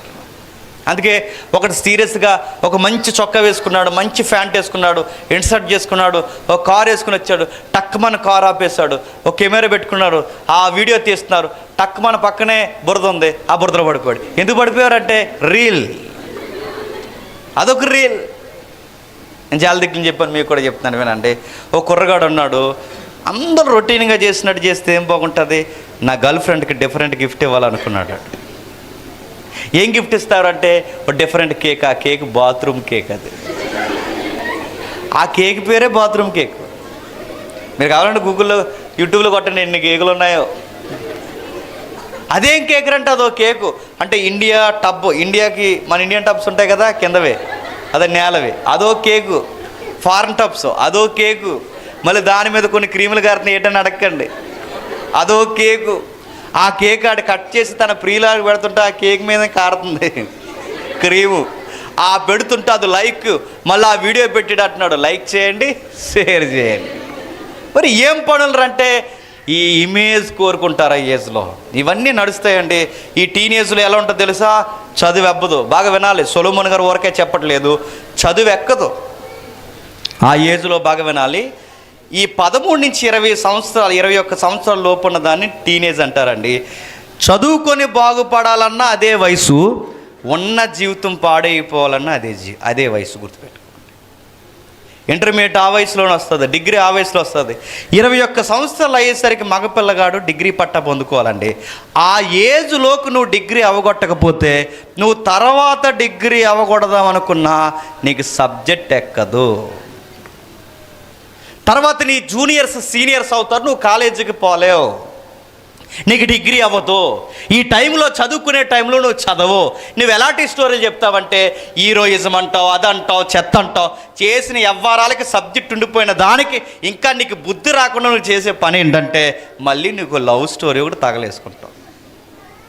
నువ్వు ఒక గాలి ఎదవ్వే, నేను కావాలంటున్నాను, నువ్వు ఒక గాలి ఎదవ్వే, నీ గాలి అవ్వాలని ఇంకొక గాలి ఉంటుంది మళ్ళీ బయట. ఆ గాలికి పోయిన సబ్జెక్టులన్నీ. ఆ గాలి ఈ గాలి కలిస్తే ఈదురు గాలి తప్ప ఇంకేముంటాయి చెప్పండి? ఏమీ లేదు. అడుగుతున్నాను, ఏమి సాధిస్తారు? మీ ఇద్దరు ఒకటవుతారు. రేపు పొద్దున్న అడుగుతున్నాను, ₹10 పూరి కొనగలడు, లేదా ఆ పిల్ల ఏమైనా ఒక ఉద్యోగం చేయడానికి తనకేమైనా సబ్జెక్ట్ ఉందా? వీళ్ళ పెద్ద ఫిలాసఫీ మాటలు ఏం చెప్తారు తెలుసా? ప్రేమించేసారట. అడుగుతాను, నీ తలకాయ, నీకు ప్రేమ అంటే ఏం తెలుసు అని అడుగుతుంది బైబిల్. ఏం ప్రేమించేసావు అడుగుతున్నాను. ఏం ప్రేమించావు? ఏం చూసి ప్రేమించావు? నీకేం తెలియదు, ప్రేమించావు. నువ్వు ఏం చూసి ప్రేమించావు నీకేం తెలియదు, ప్రేమించావు. ఆ ప్రేమ అనే పవిత్రమైన పదం ఎక్కడ ఉపయోగించాలో కూడా నీకు తెలియదు అని అడుగుతున్నాను. కాలంకర చెయ్యంకర ఉన్న వాళ్ళని ప్రేమిస్తారండి వీళ్ళు? లేదా నల్లగొండ వాళ్ళు ప్రేమిస్తారండి వీళ్ళు? ప్రేమించాడట, ప్రేమించాడు అని అడుగుతున్నాను. ప్రేమించిన తర్వాత నెక్స్ట్ ఏంటి? ఏ గుడి దగ్గరో, ఏ మసీద్ దగ్గరో, ఏ రిజిస్టర్ ఆఫీసర్ దగ్గర, కొన్ని చర్చిల మధ్యలో దగ్గరే, కొన్ని దొంగ చర్చిల దగ్గర ఎక్కడ దగ్గర దొంగ పెళ్లి చేసుకుని అక్కడికి పోయి నువ్వు కాపురం స్టార్ట్ చేస్తావు. అడుగుతున్నాను, ఈయన వల్ల నెక్స్ట్ నువ్వేం చేస్తావు? కూలి పని చేయగలవా? ఒక ఉద్యోగం నీకు వస్తుందా? ఏమీ చేయలేవు. అప్పుడు నీకు లైఫ్ అర్థమవుతుంది. టీనేజ్ అయిపోతుంది. ఈ టీనేజ్లో ఎలా చెడిపోయే వాళ్ళు కొంతమంది ఏ పని చేయరు, వీళ్ళు ఏమి చదువుకోరు. ఇప్పుడు పూర్తిగా చదువు రాక, ఈ వయసులో పని రాక, ఒక టాలెంటు రాక ఇంట్లో ఖాళీగా కూర్చుంటే నేను అడుగుతున్నాను, జీవితం సాగుద్దా? మా నాన్న బాగానే సంపాదించాడు, మా అమ్మ బాగానే సంపాదించిందంటే ఎంత సంపాదించారు? ఒక 20 ఎకరాలు సంపాదించారా? ఇక్కడ మిమ్మల్ని అడుగుతున్నాను, 20 ఎకరాలు ఉన్నాయి మనకు ఎవరికైనా? అడుగుతున్నా. ఒకవేళ 20 ఎకరాలు ఉంటే తిని కూర్చుంటే అవుద్దా? పెద్దల సామెత చెప్పారు, తిని కూర్చుంటే కొండలైనా కరిగిపోతాయి. తండ్రులు సంపాదించిన ఆస్తులు పిల్లలు పాడు చేసిన వాళ్ళు లేరు. ఎన్నో ఆశలు పెట్టుకుంటే కూతురు అర్ధాంతరంగా గుండెల మీద తన్నేసి వెళ్ళిపోయిన కూతురు లేరు. నేను చాలా దిక్కుని మాట్లాడుతున్నాను, కావాలని అంటాను. ఒకవేళ ఈ ప్రేమ పెళ్ళుల్లో మంచోళ్ళు ఉంటే ఉండొచ్చు కాక, ఎవరైనా ఉంటే క్షమించండి. కానీ మెజారిటీ నష్టాలు ఎక్కువ ఉన్నాయి. ఎవరైనా ఉంటే ఎందుకో చెప్పనా? వినండి, ప్రేమ పెళ్ళి అని తిరుగుతారు. ఏం ప్రేమ అండి? వాళ్ళ అమ్మ చిన్నప్పటి నుంచి రొమ్ము పాలు ఇచ్చి పెంచింది, ఆ ప్రేమ మర్చిపోయింది ఈ పిల్ల. వాళ్ళ నాన్న చిన్నప్పటి నుంచి వాళ్ళ అమ్మ నాన్న ఎత్తుకుని గోరుముద్దలు తినిపించి పెంచారు ఇన్ని 25 సంవత్సరాలు. ఆ ప్రేమ మర్చిపోయి గాలోడు. వీళ్ళిద్దరూ కలిసి ఇప్పుడు ప్రేమించుకున్నారంటే కళ్ళ ముందున్న అమ్మ నాన్న ప్రేమ చూడడం రానోళ్ళు ఇప్పుడు మీ ప్రేమను చూస్తున్నారంటే ఎలా నమ్ముతున్నారండి? ఉంటుంది అనుకుంటున్నారా? మరో మాట చెప్తాను వినంటే, అరేంజ్డ్ మ్యారేజ్ గొప్పదా, లవ్ మ్యారేజ్ గొప్పదా అని నన్ను అడిగితే అరేంజ్డ్ మ్యారేజ్ గొప్ప. ఎందుకంటే పిల్ల ఇలా అంటుంది. పిల్ల ఏమంటుందంటే, డాడీ మీకు ఏది ఇష్టమో నాకు అదే ఇష్టం, మమ్మీ మీకు ఏది ఇష్టమో నాకు అదే ఇష్టం. కుర్రోడు గడ్డలు అంటాడు, మీకు అమ్మాయి నచ్చితే చెప్పండి, ఇంక నేను ఏం చూడను, మీ ఇష్టమే నా ఇష్టం అంటాడు. తల్లిదండ్రుల మీద ఆనుకుంటున్నారు. అంత వయసు వచ్చినా, 25 ఏళ్ళు 30 ఏళ్ళు వచ్చినా తల్లిదండ్రులకి లోబడుతున్నారు. చూసారా? మీ ఇష్టమే నా ఇష్టం అంటే వీళ్ళ పెళ్ళిలో ఇప్పుడే తల్లిదండ్రులకు పెద్ద పేటేసి లోబడుతున్నారంటే రేపు పెళ్ళి అయిన తర్వాత కూడా లోబడతారా? లోబడతారు. ఇప్పుడే విలువల కొరకు ఎంత తగ్గిపోతున్నారంటే రేపు పెళ్ళి అయిన తర్వాత కూడా తమను తాము తగ్గించుకుంటారు. అలా కాకుండా లవ్ మ్యారేజ్ చేసుకున్నారు అక్కడ అందరు కాదులేండి, కొందరు, ఎందుకంటే కొంతమంది బాధపడుతున్నారు. లవ్ మ్యారేజ్ చేసుకున్నారు అనుకోని గుర్తుపట్టండి, 25 ఏళ్ళు పెంచిన అమ్మా నాన్ని వదిలేసి వచ్చేసిందంటే, బాగా వినాలి, 25 ఏళ్ళు పెంచిన అమ్మా నాన్ని వదిలేసి వచ్చేసిందంటే మధ్యలో వచ్చిన గాలి గొట్టంగడ నీతో ఉంటుందని ఏమనుకుంటున్నావు? ఉంటుందా? మిమ్మల్ని అడుగుతున్నాను నేను. మరి వాళ్ళ నాన్న వదిలేస్తుంది, వాళ్ళ అమ్మను వదిలేస్తుంది. ఈ పిల్ల కూడా చెప్తున్నాను, వాళ్ళ నాన్న వదిలేసాడు వాడు, వాళ్ళ అమ్మను వదిలేసాడు వాడు. ప్రేమించిన అమ్మ నాన్నే వదిలేసిన ఈ గాలోడు రేపు పొద్దున్న నేను చూసుకుంటాడని ఎలా అనుకుంటున్నావు? తల్లిదండ్రులనే చూడడట, నేను చూస్తాడా? తల్లిదండ్రులతోనే ఉండనది ఈ తల్లి నీతో ఉంటుంది అనుకుంటున్నావా? అంటే వీళ్ళ నిలకడలేని మనసు కలిగిన వారు గుర్తుపెట్టుకోండి. ఈ టీనేజ్లు అన్నీ ఎలాంటి పనులు ఉంటాయి. ఈ టీనేజ్ అయిపోద్ది, ఏమీ సాధించరు, అమ్మ నాన్నతో కూర్చుంటారు, రూపాయి దాస్తాం అనుకుంటే ఎక్కడ దాస్తారు? ఏమీ దాయరు. ఇప్పుడు జీవితం స్టార్ట్ అవుద్ది. ఈ లేత వయసు కాస్త నడి వయసులో పడిపోతుంది. ఏ వయసులోకి వెళ్తుంది? నడి వయసు. నడి వయసులో ఏమవుతుంది? బాధ్యతలు పెరుగుతాయి. ఇప్పుడు ఒక్కడవే లేవు. ఇప్పుడు వరకు అమ్మా నాన్న సంపాదిస్తే తిన్నావు. ఇప్పుడు నీ లైఫ్లో ఒక భార్య, పిల్లలు, ఇంత ఇంత సంసారం నీ వెనకాల వచ్చింది. ఇప్పుడు పిల్లలు భార్య ఇప్పుడు వీళ్ళని పోషించాలి. ఇప్పుడు నీకంటూ ఒక సొంతంగా కుటుంబం ఏర్పడుతుంది. ఇప్పుడు ఈ కుటుంబాన్ని పోషించాలంటే తిని కూర్చుని మొబైల్ అట్టుకుని తిరిగితే అవుతుందా? అయిపోయింది ఆ ఏజ్. మరి ఇప్పుడు ఏం చేయాలి? ఏదో ఒక పని చేయాలి. ఏం జాబ్ ఇస్తారు నీకు? గ్రూప్ 1 ఇస్తారా? గ్రూప్ 2, గ్రూప్ 3, గ్రూప్ 4 ఏ గ్రూప్లోకి రానివ్వరు మనల్ని.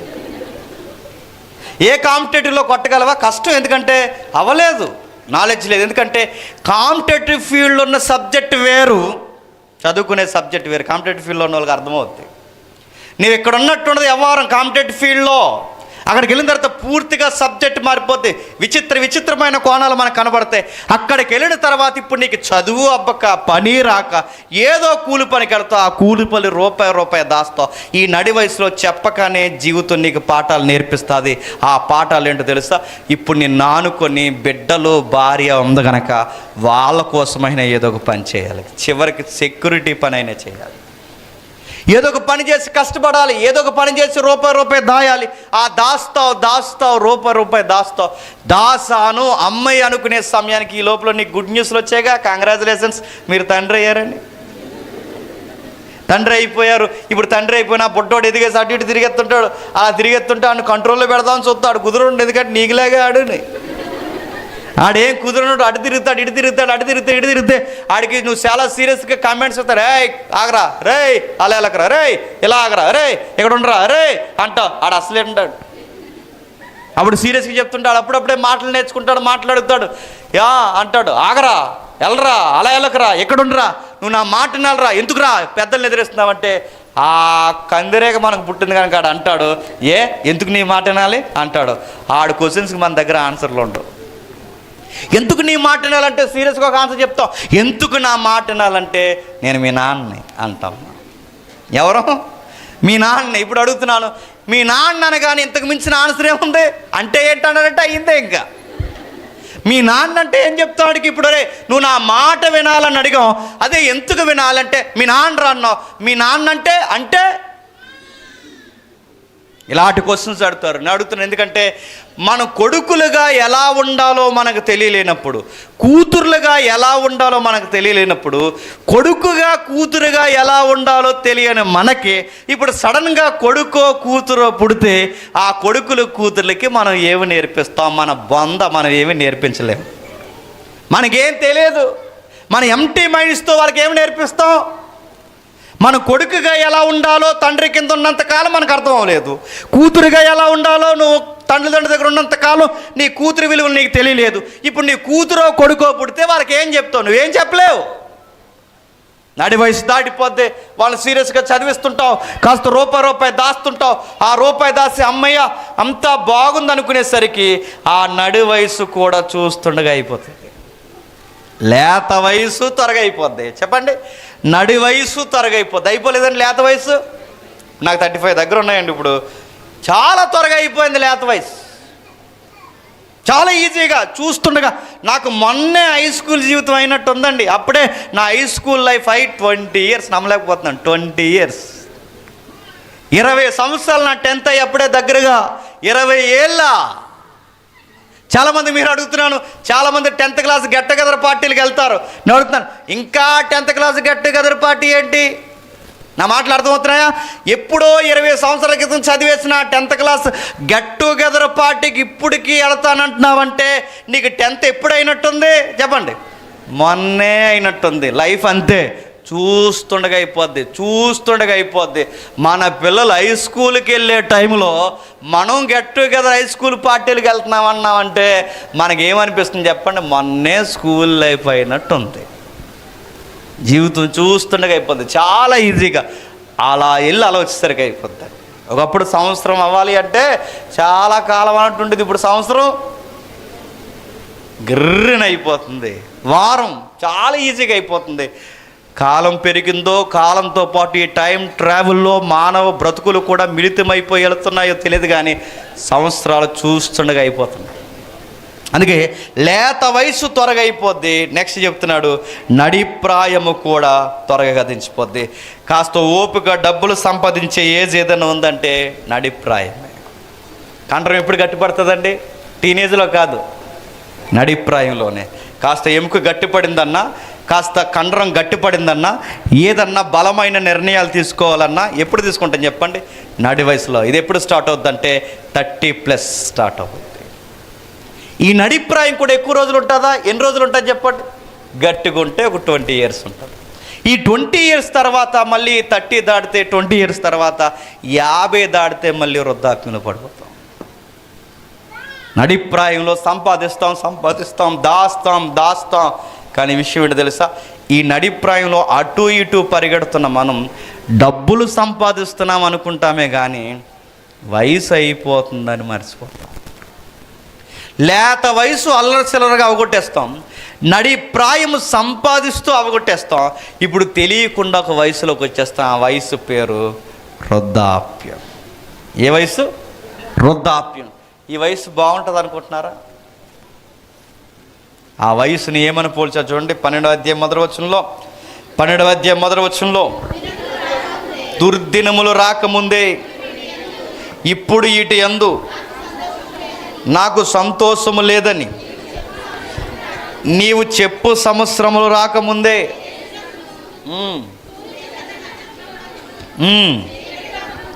తేజస్సునకును సూర్యచంద్ర నక్షత్రాలకును చీకటి కమ్మక ముందే వాన వెలిసిన తర్వాత ఇవి ఏ దినాలట? లేత వయసు, నడిప్రాయము, తర్వాత వచ్చే వయసు ఏంటట? దుర్దినాలు. నిజంగానే దుర్దినాలండి. ఆ దుర్దినాలు వయసు అయిపోయిన తర్వాత బాగా వినాలి అందరూ, మనకు నచ్చని రోజులు. మన జీవితంలో చాలా సాధించామనుకుంటాం కానీ ఒక్కడ కూడా అనుభవించలేని ఒక వయసు వస్తుంది మనకి. జీవితం అస్తవ్యస్తమైపోతుంది. దీని ఎందుకు ఈ పదాలు సొలొమోను గారు రాస్తున్నారంటే వాటి యందు మనకు ఆనందం, ఆ దినాల యందు మనకేముండదట? ఆనందం ఉండదట. అంటే లేత వయసు చూస్తుండగా అయిపోద్ది, నడిప్రాయం చూస్తుండగా అయిపోద్ది. అంత జీవితం సడన్గా అయిపోయి ఎక్కడ కూర్చుంటామంటే వయసు అయిపోయిన వృద్ధాప్యంలో కూర్చుంటే ఏమవుద్దో నువ్వు నేను కాదు కానీ సొలొమోను గారు చెప్తారు. ఏమవుద్దో ఒకసారి చూద్దాం. ఒక్కసారి మొదటి రాజుల గ్రంథం రండి. మొదటి రాజుల గ్రంథం 11వ అధ్యాయం. మళ్ళీ వద్దాం ఇక్కడికి. మొదటి రాజుల గ్రంథం 11వ అధ్యాయం. మొదటి రాజుల గ్రంథం 11వ అధ్యాయం, క్షమించండి 10వ అధ్యాయం. నేను చదువుతాను చూడండి. 10వ అధ్యాయం 14వ వచనం నేను చదువుతున్నాను చూడండి.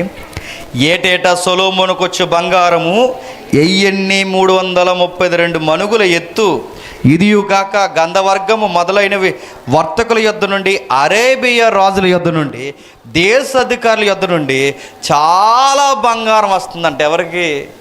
సొలొమోను గారికి. బంగారం అనగానే అడ్వర్టైజ్మెంట్లో ఒక ఆయన గుర్తు రావాలి మనకి. చెప్పండి. ఆయన కొటేషన్ చెప్పి ఫేమస్ అయిపోయాడు. డబ్బులు ఊరకే రావు. ఆయన లలితా జ్యువెలరీ గుండె ఆయన ఏమన్నాడండి? డబ్బులు ఊరకే రావన్నారు. క్వైట్ ఆపోజిట్ ఏంటి తెలుసా? డబ్బులు ఊరకే వస్తాయో లేదో నాకు తెలియదు కానీ ఈ అధ్యాయం చదువుతుంటే సొలొమోనుకి బంగారం ఊరకే వస్తుంది. దేశాల రాజులు తెస్తున్నారు, సామంతులు తెస్తున్నారు, అత్యధికంగా రాణిలు తెస్తున్నారు. ఎవరికి? సొలొమోను గారికి బంగారం, అధికమైన బంగారం తెస్తున్నారు. అరబ్బు రాజులు తెస్తున్నారు, రాణీలు తెస్తున్నారు. ఇంకా చెప్తున్నాడు చూడండి. రాజు అయిన సొలొమోను సుత్తుతో కొట్టిన బంగారం అలుగులు గల 200 డాళ్ళను చేయించిన. బంగారం ఎక్కువైపోయి ఏం చేస్తున్నాడంటే ఈయన డాళ్ళు అంటే 1989 తర్వాత తెలుగు ఇంగ్లీష్ రాణులు పుట్టారట. మనమే మనకు తెలుగు రాదు, ఇంగ్లీష్ రాదు. మనకి డాల్ అంటే గ్రాంధికం. ఇది డాల్ అంటే ఎదుటోడు బాణం వేస్తే అడ్డుగా పెట్టుకునే బుల్లెట్ ప్రూఫ్ జాకెట్ లాగా ఒకటి ఉంటుంది, ఇలా గమేలా మాదిరి. ఆ అడ్డు పెట్టుకునే దాన్నే డాల్ అంటారు. ఆ డాళ్ళు అంటే ఎదుటోడు బాణాలు వేస్తూ అడ్డు పెట్టుకునే దాన్ని దేంతో చేసాడట? ఎవరైనా ఇనుముతో చేస్తాడు, ఎవడైనా వేరే మెటీరియల్తో చేస్తాడు, లేదా ఒకవేళ అంతా ఇబ్బంది అయితే చెక్కలతోనే చేస్తాడు. కానీ ఈయన దేంతో చేశాడట? బంగారం. అంటే ఈయనకి బంగారం ఏమైందండి? ఎక్కువైపోయింది. ఈయనకి బంగారం చాలా ఎక్కువైపోయింది. ఇంకా ఆయన గూర్చి చెబుతున్నాడు చూడండి 18వ వచనంలో. మరియు రాజు దంతము చేత పెద్ద సింహాసనం చేయించి సువర్ణముతో దాన్ని పోగించును. దంతం అంటే దంతం అనగానే మళ్ళీ ఒక అడ్వర్టైజ్మెంట్. ఈ మధ్యకాలంలో ఎవరో ఆవిడ గ్లాస్ బద్దలు కొట్టుకుని వచ్చేస్తుంది. వార్తలు చూస్తుంటే వార్తల మధ్యలో అడ్వర్టైజ్మెంట్లు వచ్చేస్తున్నాయి. టపాలు మన గ్లాస్ బద్దలు కొట్టేసి ఇలా మైక్ కట్టుకుని వచ్చేస్తుంది, ఎగురుకుంటూ కెమెరా పట్టుకుని వచ్చేసి, మీ టూత్పేస్ట్లో ఉప్పు ఉందా, టూత్పేస్ట్లో ఉప్పు ఉందో లేదు కానీ మా పళ్ళుకు పాస్ ఉంది. నేను అడుగుతున్నాను, ఉప్పు ఉంటే ఏంటి, కారం ఉంటే ఏంటి నేను అడుగుతున్నాను. పళ్ళు కడుక్కోవడానికి పొందపళ్ళు ఉన్న చాలదా?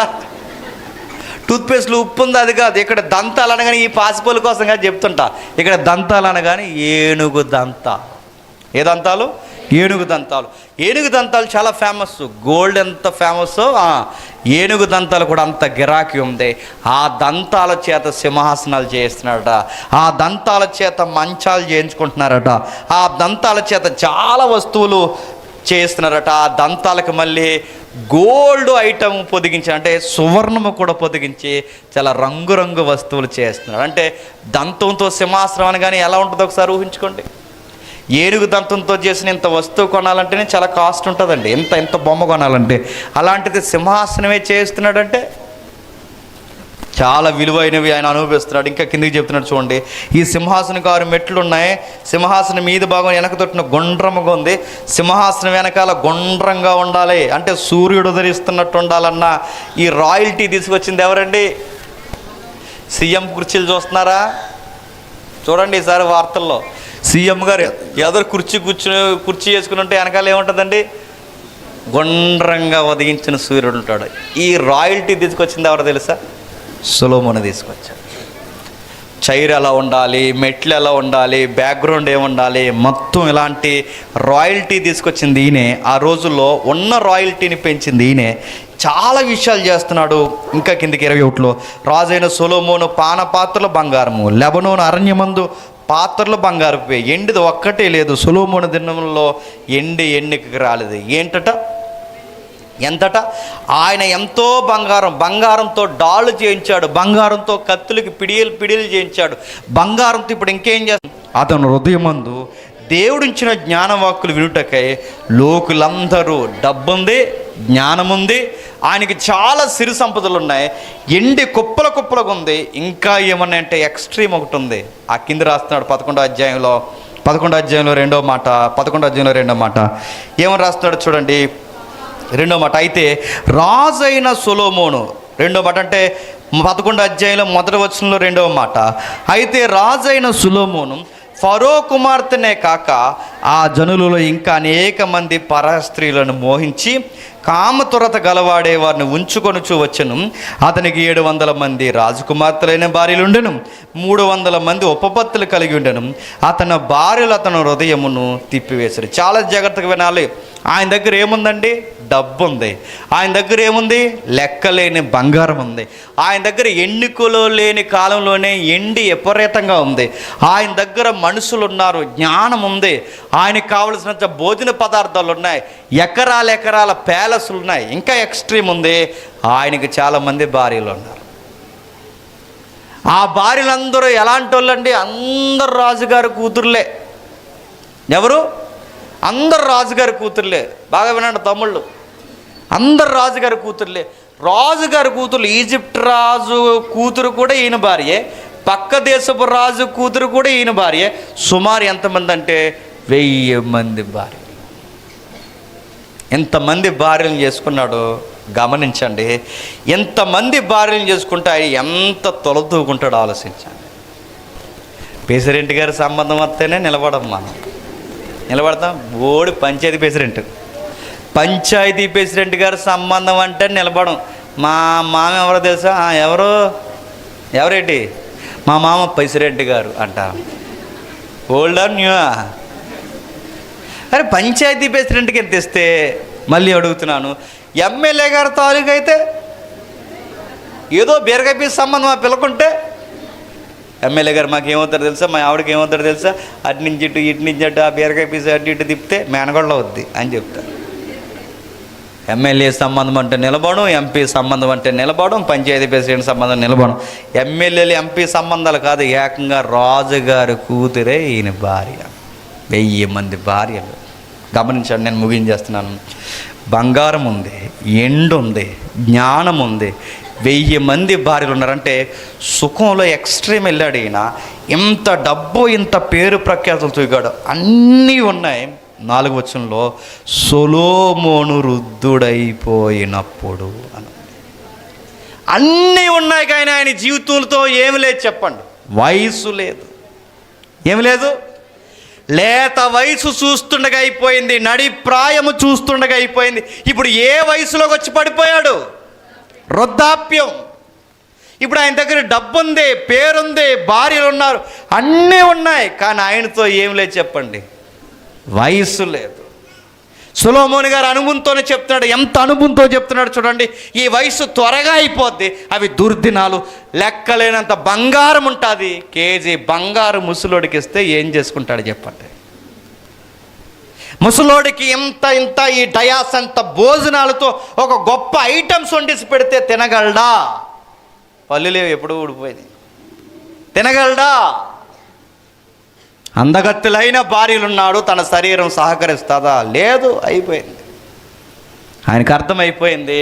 ఒకప్పుడు తన మాట అందరు వినేవారు. 1000 మంది అయినా, కింద కూర్చున్న 1000 మంది అయినా, ఎంతమంది అయినా ఆయన మాట అందరూ వినేవారు. ఇప్పుడు ఇక్కడ రాయబడింది, సొలొమోను హృదయాన్ని తన భార్యలు త్రిప్పివేయగా. అంటే ఇతన మాట వినే రోజులు పోయాయి, ఇతరుల మాట ఈయనే వినే రోజులు వచ్చేసాయి.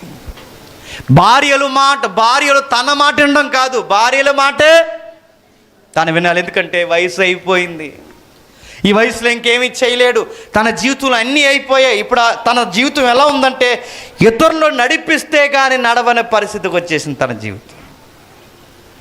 అన్నీ ఉన్నా తన జీవితంలో వయసులో ఒక ఉదాహరణ చెప్పి నేను ముగించేస్తాను. వయసు అయిపోయిన తర్వాత ఏదో ఒక రోజు చచ్చిపోతామన్న రోజులు మనకు తెలిసిపోతాయండి. డాక్టర్ గారు చెప్పేస్తారు, మనకి చెప్పరు కానీ హాస్పిటల్ తీసుకెళ్ళాక మనకే వయసు అయిపోయిన తర్వాత మనం కూడా మనవరాలు ఇంకా తప్పదని వస్తారు కదండి హాస్పిటల్కి. ఆ వచ్చిన తర్వాత ఆ డాక్టర్ మన మనవరాలను పిలిచి ఇలా రా బయటికి అని ఆ యొక్క వరండాలోకి తీసుకెళ్ళి చెప్తాడు. ఏమవుతాడు ఆయన? మా తాతయ్య గారండి. ఆహా సరే, ఇంకో 6 రోజుల కన్నా ఎక్కువ బతకడు మీ తాతయ్య అని చెప్పేస్తారు. దరిద్రం వీడి చెప్పిన వీళ్ళిద్దరు మాట్లాడుకునే కిటికీలోంచి మనకి వినబడతాయి. వినబడటం కాదు, వినబడేలా చేస్తాడు దేవుడు, గుర్తుపెట్టుకో. ఆ వినబడ తర్వాత డాక్టర్ కూడా చెప్పిన మాటలు అర్థమైపోతాయి. ఇప్పుడు ఆ మగాడు మైండ్లో ఏం తిరుగుతుంది చెప్పండి. తనకు ఒకే విషయం గుర్తొస్తుంది, బాగా వినాలి. ఆ మగాడు గుర్తొచ్చేది, నేను నేడో రేపో చచ్చిపోతాను, 30 సంవత్సరాలు నా భార్యతో కలిసి బతికాను, 35 ఏళ్ళు కలిసి కాపురం చేస్తాను, నేను చనిపోయిన తర్వాత నా భార్య ఏమైపోతుందని ఏడుస్తాడు. నేను చనిపోయిన తర్వాత నా బిడ్డలు ఏమైపోతారా అని ఏడుస్తాడు.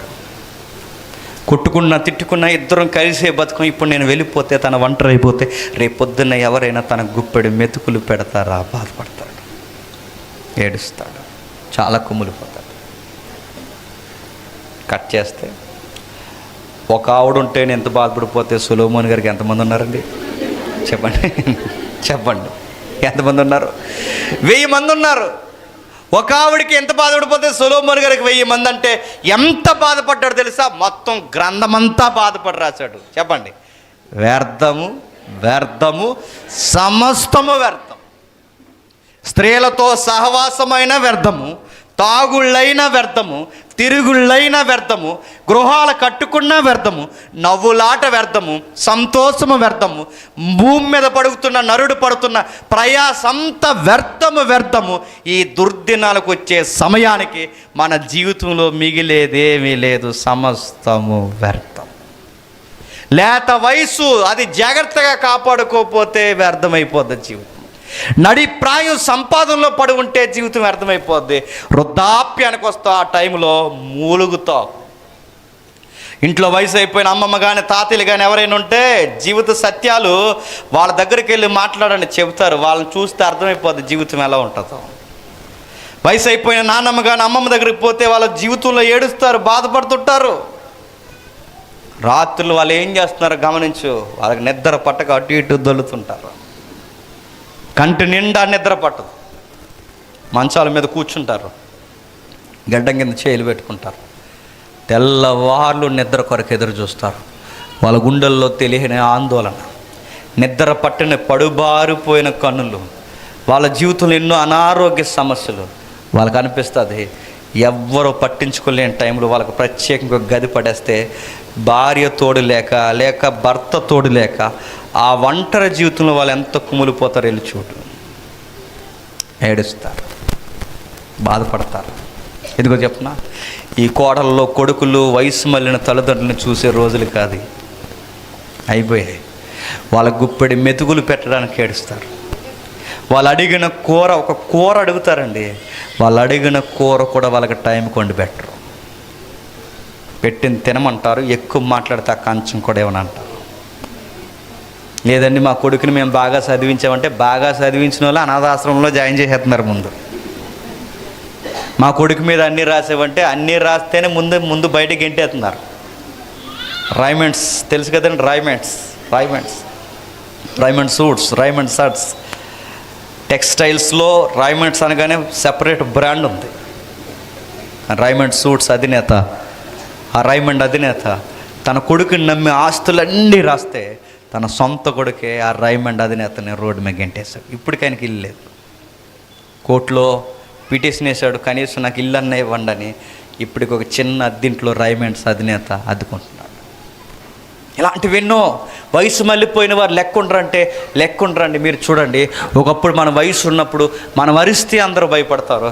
అదే మనకు వయసు అయిపోతే దారిలో చిన్న పిల్లలు కూడా వయసు అయిపోయిన వాళ్ళతో ఎటకరం ఆడతాం, లోకు అయిపోతాం, అందరికీ ఇబ్బంది అయిపోతాం. చివరికి కుటుంబంలో కొడుకుకి కూతుర్లకి బరువు అయిపోతాం. గుప్పెడి మెతుకులు పెట్టడానికి ఏడుస్తారు. ఆ టైంలో ఈ పెద్దమ్మలు పెదనాళ్ళు అందరూ చెప్పేది, నానమ్మ నీకేం కావాలంటే నాకేం వద్దురా, ఏమని తింటావరంటే నేనేం తినలేనురా, ఏ అంటే నాకు తిన్న అరగదురా, తాతయ్య ఏం కావాలి చెప్పంటే నాకేం వద్దురా. మీకేం కావాలంటే వాళ్ళు మనం బయటికి చెప్పరు కానీ ఒక మాట చెప్తారు, మీకేం కావాలంటే ఏదన్నా ఆత్మీయంగా మాట్లాడు చూడండి, ఒక మాట అంటారు, ఆ దేవుడు త్వరగా తీసుకెళ్ళిపోతే బాగుపోతుంది. జీవితం గిర్రం తిరిగి ఎక్కడ ఆగుతుంది చెప్పిన, వృద్ధాప్యానికి వచ్చి ఆగిపోతుంది. బాల్యం చంగుమని బతుకుతాం, యవ్వనం గంతులేసుకుంటూ బతికేస్తాం, నడిప్రాయం సంపాదించుకుంటూ బతికేస్తాం. ఇవన్నీ చూస్తుండగా అయిపోతే జీవితం అంతా తిరిగి ఎక్కడికొచ్చి స్లో అయిపోద్దంటే వృద్ధాప్యానికి వచ్చి స్లో అయిపోతుంది. ఆ రోజు అక్కడ నిలబడతాం, ఎంత అందగత్త అయినా ఎంత అందగాడైనా అక్కడికి వచ్చి ఆగిపోవాల్సింది. ఆ రోజు ఎలా ఉంటుందో తెలుసా, నువ్వు తాగే గ్లాసు నీళ్ళు కూడా నువ్వు తాగలేవు, నీ గ్లాస్ ఇలా వణుకుతుంది. ఆ రోజు ఒకప్పుడు బకెట్లు తీసి ఇలా పెడతాం, ఆ రోజు కనీసం నేను అడుగుతున్నాను డొక్కుతో నీళ్ళు కూడా తీయలేము. ఆ రోజు మంచాల మీద కూర్చుంటే, ఈరోజు లంకంత ఇల్లులు కడితే ఈ కొడుకులు కూతుర్లు కలిసి ఈ తల్లిదండ్రులకి మంచాలు ఎక్కడేస్తున్నారండి, మెట్ల దగ్గర, బాత్రూముల దగ్గర, బయట, ఆ చెట్ల కింద ఎక్కడో వేస్తున్నారు. ఆ మూలిగే చచ్చిపోతున్నారు వాళ్ళు కాదా. ఇద్దరు కొడుకులను కన్నారట, ఇద్దరు కొడుకులు కలిసి ఈ తల్లిదండ్రులకి అన్నం పెట్టడానికట, నువ్వు 15 రోజులు వండించుకోరా, నేను 15 రోజులు వండించుకుంటానని ఆ తల్లిదండ్రుల ముఖం మీద మాట్లాడుకుంటే ఏమైపోతారండి వాళ్ళు. బిద్దరు అన్నదమ్ములు పుట్టినప్పుడు ఒరే 15 రోజులు ఇంట్లో పెడతాను, 15 రోజులు రోడ్డు మీద ప్లేట్ ఎట్టుకుని నిలబడరాని అంటే ఆ రోజు ఏమైపోదు. ఈరోజు మన తల్లిదండ్రులకి గుప్పడి మెతుకులు పెట్టడానికి 15 రోజులని విడదీస్తున్నారంటే ఆ మాటే వాళ్ళని చాలా హింసించేస్తుందండి. సుమన్ టీవీ క్లిప్స్ ఎవరైనా చూస్తున్నారు లేదో నాకు తెలియదు కానీ సోషల్ మీడియాలో అప్పుడప్పుడు వాళ్ళ క్లిప్స్ మనకు ఎదురవుతుంటాయి. అందులో ఒక తల్లి, సీనియర్ యాంకరు, వయసు అయిపోయిన ఒక తల్లిని ఇంటర్వ్యూ చేస్తుంది. వృద్ధాశ్రమంలో జాయిన్ చేస్తారు. ఆ తల్లి రిటైర్మెంట్ అయిన టీచరు, కొడుకే జాయిన్ చేస్తాడు. బాధపడుతూ ఒక మాట అంది, ఏమ్మా అంత ఏడుస్తున్నావు ఏంటంటే, నా కొడుకు వృద్ధాశ్రమంలో జాయిన్ చేసేసాడన్న బాధ కన్నా మరో బాధ నన్ను ఎక్కువ తినేస్తుందండి అంది. ఏంటమ్మని అడిగితే చెప్తుంది, ఏమని చెప్తుందంటే, మా కోడల దగ్గరికి, అంటే నా కొడుకు భార్య దగ్గరికి వాళ్ళ అమ్మ వస్తుందండి, వాళ్ళ నాన్న వస్తారు, వాడు బామ్మర్దులు వస్తారు, అందరూ ఆ ఇంట్లో ఉంటారు. ఆ పిల్లకి అందరూ ఉన్నారు. నా భర్త రీసెంట్గా చనిపోయాడు, నాకెవరైనా తోడున్నారంటే ఒకే ఒక్కరు నా కొడుకున్నాడు. ఆ కొడుకు నన్ను ఇంట్లో చూసినప్పుడల్లా ఏమనేవాడంటే, హే నీ ముఖం చూపించుకుని నాకు బీపీ లేస్తుంది అనేవాడండి. ఆ మాట నాకు చాలా కృంగ తీసేసేది. నా ఆరోగ్యం అంతా పాడు చేసి వాడిని పెంచాను, మా డబ్బులన్నీ వాడికి పెట్టాం. కానీ నా కోడలను ఒక్క మాట అడిగితే బాగుండండి నా కొడుకు. ఏంటమ్మా అని అడిగింది ఆ యాంకరు. అడిగితే ఆ తల్లి ఇలా చెప్తుంది, ఏమనంటే, ఏవే నీకు మీ నాన్న ఉన్నాడు, మీకు మీ అమ్మ ఉంది, నీకు అన్నదమ్ములు ఉన్నారు, నేను అన్నీ చూడడానికి వస్తున్నారు. మా అమ్మకి మా నాన్న కూడా చచ్చిపోయాడు, మా అమ్మకి ఇంకెవరున్నారే నేను తప్పని ఒక్క మాట నా కొడుకు అడిగితే బాగుండండి. కానీ వాడు ఆ మాట కూడా అనకుండా నన్ను తీసుకొచ్చి వృద్ధాశ్రమంలో జాయిన్ చేశాడు. నన్ను త్వరగా దేవుడు తీసుకెళ్ళిపోతే బాగుండండి. ఈ జీవితం చివరంచిన మనకు మిగిలేయంటే చెప్పిన కొడుకులని పిచ్చెక్కిపోతున్నావా? ఈ కొడుకులు ఏం చూడరండి, నేను సీరియస్గా చెప్తున్నాను. కూతుర్లని గుండెల మీద పెట్టుకుని తిరుగుతున్నామా? ఏం చూడరండి. గుప్పడి మెతుకులు మనకు పెడతారేమో తప్ప అంత ఏముండదండి. జీవితం చివరికి ఎక్కడికి వచ్చి ఆగిపోద్దంటే బంధువుల ప్రేమ, అనురాగం పూర్తిగా దూరం అయిపోతాయి. స్నేహితుల ప్రేమ, అన్ని ప్రేమలు దూరం అయిపోతాయి. దూరం అయిపోవడం కాదు, ఇంటికి బరువు అయిపోతాం. మనం వయసు అయిపోతే మనం లేకుండా, మన వెనకాల కనబడకుండా ఈ వయసులో ఉన్నవారు వయసు మళ్ళీ మనల్ని చూసి ఏం మాట్లాడుకుంటారు చెప్పనా? సాకిరీ చేయలేకపోతున్నాం అంటారు. మనం ఏమంటారు? సాకిరీ చేయలేకపోతున్నాం, వాసన వచ్చేస్తుంది ఇల్లంతా అంటారు. మరి వెళ్ళిపోతే బాగుండి అంటారు. ఆ టైంలో ఆ మాటలు నీకు వినబడుతున్నప్పుడు, అలాంటి క్రియలు నీకు కనబడుతున్నప్పుడు, కనీసం నీకు మజ్జిగ కాదు కదా మంచినీళ్ళు కూడా తేలినప్పుడు, ఆ టైంలో నీకు ఏమైనా వండి పెడదామన్నా నువ్వు తినలేవు. ఆ టైం ఎలా ఉంటుందో తెలుసా? అన్నం తిని బతికే రోజులు పోతాయి, మందులు తింటే కానీ బ్రతకని రోజులు వస్తాయి. అదే దుర్దినాలు. సొలొమోను తిప్పి గ్రంథాన్ని ఎక్కడికి డౌన్ చేస్తున్నాడు, తిప్పి ఎక్కడ ల్యాండ్ చేస్తున్నాడు ఈ గ్రంథాన్ని అంటే మనిషి వృద్ధాప్యం దగ్గరికి తీసుకొస్తున్నాడు. లేత వయసు చూస్తుండగా అయిపోద్ది, నడిప్రాయం చూస్తుండగా అయిపోద్ది, వృద్ధాప్యం వస్తుంది. ఆ రోజు నీకు పొగరుండదు, ఆ రోజు నీకు అంత గొంతు కూడా ఉండదు, ఆ రోజు నీకు అంత దూరాన్ని ఉన్నవారు ఒకప్పుడు నీకు కనబడేవారు, ఆ రోజు నీకు ఇక్కడ ఉన్న వాళ్ళు కూడా కనబడరు. ఈ పళ్ళు పనిచేయడం మానేస్తే, ఈ కళ్ళు పనిచేయడం మానేస్తే, ఈ చెవులు వినబడడం మానేస్తే ఆ రోజు ఎలా ఉంటుందంటే తేజస్సునకు సూర్యచంద్రులకు చీకట కమ్మితే ఎలా ఉంటుందో ఆ రోజు నీ జీవితానికి కూడా చీకట కమ్మేస్తుంది. సూర్యుడికి మబ్బులు పడితే ఎలా ఉంటుందండి? చీకటి అయిపోద్ది. మన జీవితానికి కూడా నల్లటి మబ్బులు పడతాయట. ఆ మబ్బులు పట్టిన టైంనే వృద్ధాప్యం అన్నాడు. ఇంకా ఆ రోజు ఏముండదు. ఇంకా ఆ రోజు ఏముంటాయంటే ముచ్చట్లే ఉంటాయి. ఇంకా ముచ్చట్లు కూడా మనకి ఏమీ తీరవు. ఇంకా ఆ రోజు కూర్చుంటాం, ఏడుస్తాం. సొలొమోను గారు అంటున్నారు, సూర్యచంద్రులకు చీకటి కమ్మకు ముందే, వాన వెలిసిన తర్వాత, మేఘాలు మరలా రాకముందే నీ బాల్య దినములు యందే నీ సృష్టికర్తను స్మరణకి తెచ్చుకో. జీవితంలో ఎవరిని స్మరణకి తెచ్చుకోవాలట? సూర్యుడికి చీకటి కమ్మేస్తే ఎలా లోకమంతా చీకటి అయిపోద్దో, జీవితానికి కూడా వృద్ధాప్యం అనే చీకటి కమ్మిన తర్వాత నీ జీవితం అంతా చీకటి అయిపోతుంది. వాన వెలిసిన తర్వాత మరలా మేఘము రాకముందే, వాన పడుతున్నప్పుడు హాయిగా ఉంటుంది మనకి, అలా చల్లగా గాలి పడుతుంది. ఇందాక ఈ పిచ్చెండ్లుగా వేసేస్తుంది ఈ వారం నుంచి ఏటో మరి. వాన పడుతున్నప్పుడు మనకి ఎలా ఉంటుందండి? హాయిగా ఉంటుంది. ఎంత హాయిగా ఉంటుందంటే సెంట్రల్ వేసి పెట్టినట్టు ఉంటుంది మనకు, అలా తగులుతుంటే. నేను అడుగుతున్నాను, వాన బాగా పడుతున్నప్పుడు హాయిగా చల్లగా గాలి వస్తున్నప్పుడు మన ఫీలింగ్ ఏంటి చెప్పినా? బజ్జీలు ఉంటే బాగుంది అనిపిస్తుంది, పకోడీ ఉంటే బాగుంది అనిపిస్తుంది, స్ట్రాంగ్ టీ కావాలంటే ఇడికి. ఈ ఫీలింగ్స్ అన్నీ వస్తాయి. నీకు వర్షం పడుతున్నప్పుడు హాయిగా ఉండి నీ కోరికలు ఎలా వస్తాయో జీవితం కూడా అంతేనట. కాస్త ఓపుకుండి, కాస్త మనం తిరగగలిగే సత్తు ఉన్నప్పుడు జీవితం హాయిగా ఉంటుంది. ఒకరోజు వయసు అయిపోతుంది, ఆ రోజు ఎలా ఉంటుంది తెలుసా? వర్షం పడుతున్నప్పుడు జీవితం ఎలా ఉందో, వర్షం వెళ్ళిపోయిన తర్వాత ఎలా ఉంటుందండి వాతావరణం? చిత్తగా డ్రైనేజీలు పొంగిపోయి చెత్త చెదారం వాసన. ఆ వర్షం పడుతున్నప్పుడు అంతా బాగుంటుంది, వర్షం పోయాక బయటకు కూడా అడిగట్టాలనిపిస్తుంది. జీవితం కూడా అంతే. వర్షం పడుతున్నప్పుడు హాయిగా ఉండే టైమింగ్ ఎలా ఉంటుందో అది జీవితం బాగున్నప్పుడు, వయసు అయిపోయిన తర్వాత వర్షం అయిపోయిన తర్వాత ఎలా ఉంటుందో అది వర్షం పడినప్పుడు జీవితం యొక్క పరిస్థితులు కూడా అలాగే ఉంటాయి. గుర్తుపెట్టుకో. ఆ రోజు మన జీవితం మనకే మంచం మీద అన్నీ జరిగిపోతాయండి. ఎందుకంటే బాత్రూమ్కి వెళితే మళ్ళీ బయటకు వస్తామో రామన్న భయంతో పడిపోయే వృద్ధులు చాలామంది ఉన్నారు. ఒక మాట చెప్పనా? ఈ వయసు మళ్ళిన వాళ్ళకి యూరిన్ పోసుకున్న తర్వాత బీపీ డౌన్ అవుతుంటుంది. మనకు కూడా అనిపిస్తుంది. ఆ బీపీ డౌన్ అవనే కాదు, బీపీ డౌన్ అయినా ప్రమాదమే, బీపీ ఎక్కువైనా ప్రమాదం. అందుకే వాళ్ళ బాత్రూమ్కి వెళ్ళాలన్నా గజగజ వణికిపోతారు. ఆ వయసు అలా ముగిసిపోద్ది. కిందికి చెప్తున్నాడు, నీ బాల్య దినములు యందే సృష్టికర్తను స్మరణకు తెచ్చు. ఇప్పుడు చెప్పండి, జీవితంలో కొడుకుల దగ్గర ఉండరు, కోడళ్ళ దగ్గర ఉండరు, బంధువుల దగ్గర ఉండరు, స్నేహితుల దగ్గర ఉండరు, ఎవ్వరి దగ్గర ఉండరు. వయసు మళ్ళిన తర్వాత భార్య భర్తలు కూడా ఎక్కువ కాలం ఉండరు, ఎవరొకరు ముందో వెనక వెళ్ళిపోతారు. ఆ టైంలో నీకు తోడు ఎవరుంటారు? ఎవరుండరు. నీకు తోడు ఉండాలంటే ఒకే ఒక్కరు ఉంటారు, నీ సృష్టికర్తను స్మరణకు తెచ్చుకో. ఎవరినట? సృష్టికర్తనంటే బైబిల్లో వాగ్దానం ఇచ్చాడు. నీ వృద్ధాప్యమందు అంటే నీ వృద్ధాప్యమందు నిన్ను ఎత్తుకునేవాడు ఎవరట? మృదుము వచ్చే వరకు నిన్ను ఎత్తుకునేవాడు ఎవరట? నీ యెహోవా, నీ సృష్టికర్త అయిన యెహోవా. ఇప్పుడు అడుగుతున్నాను, నిన్ను వయసు అయిపోయిన తర్వాత నీ ప్రభువు నిన్ను ఎత్తుకోవాలి అంటే ఈ ప్రభువుని ఎప్పటి నుంచి నువ్వు నమ్ముకోవడం స్టార్ట్ చేయాలి?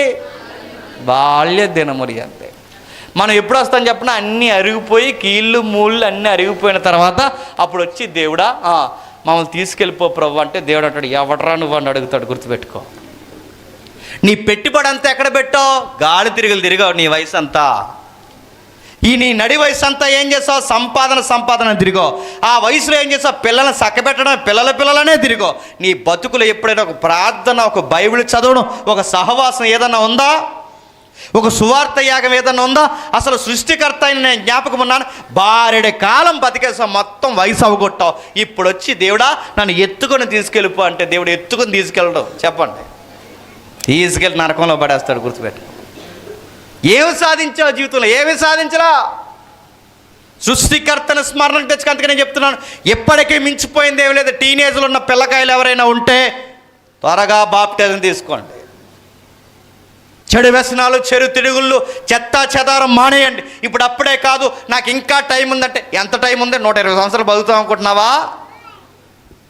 వేసుకున్న యాక్సిన్లకు పోతున్నామంట. వార్తలు ఎట్టున్నారా? ఒకప్పుడు యాక్సిన్ వేసుకోకపోతే చచ్చిపోతావు అన్నారు. రివర్స్ చెప్తున్నారు. ఇప్పుడు వ్యాక్సిన్ వేసుకున్నందుకు మొత్తమే చచ్చిపోతావు. రెడీగా ఉండు. ఈరోజు పోతాం, రేపు పోతాం తెలియదు. చిన్న పిల్లలకి 19 సంవత్సరాల పిల్లలకు గుండెపోటు ఏంటండి? 9 సంవత్సరాల పిల్లవాడికి గుండెపోటు ఏంటండి? చిన్న పిల్లలకి షుగర్లు ఏంటండి? చూస్తుండగా వెళ్ళిపోవడం. ఈ మధ్య ఎంతమంది యవనస్తులు చనిపోతున్నారు చూసారా? ఎక్కువ కాలం బతుకుతామన్న గ్యారంటీ లేదు. అయిపోయింది. లైఫ్ ఎక్స్పైర్ అయిపోతుంది. లైఫ్ రోజు రోజుకి ముగిసిపోతుంది. ఇలాంటి టైంలో మనకున్న దిక్కొకటే, బాల్య దినముల నుండే సృష్టికర్తను స్మరణకు తెచ్చుకో. సండే స్కూల్కి పోతున్నావా? జాగ్రత్త. యవనస్తులు సదస్సులు ఉంటున్నావా? జాగ్రత్త. ఇక్కడికి వచ్చి టిక్కుమని ఈ మొబైల్తో వండుకో. కాస్తంత బైబిల్ చదువు. ఈ వయసులో నువ్వు చేయాల్సింది దేవుని కొరకు తెలుసుకోవాల్సింది. తెలుసుకోకపోతే రేపు పొద్దున్న తెలుసుకుందాంలే అనుకున్నా అప్పుడు చదువుకుందామని నీ కళ్ళు నీకు కనబడవు. ఈరోజు నువ్వు చేయకపోతే రేపు చేద్దామన్నా నీ కండరాలు నీకు సహకరించవు. ఈరోజు నువ్వు సభల్లో గంట కూర్చోలేవు, రేపు పొద్దు నీకు సభలో కూర్చోవాలని ఉంటుంది, నీ నడుము నీకు సహకరించదు. వృద్ధాప్యానికి వచ్చేస్తా ఆ వయసు దుర్దినాలు అవి అస్సలు బాగోవు. జీవితం నచ్చదు. ఇదిగో లేత వయసు బాగుందనుకుంటాం, అది ఎక్కువ రోజులు ఉండదు. నడిప్రాయం బాగుందనుకుంటాం, అది త్వరగా అయిపోతుంది. ఇక మిగిలేది ఏమైనా ఉందంటే వృద్ధాప్యానికి వచ్చి పడిపోతాం.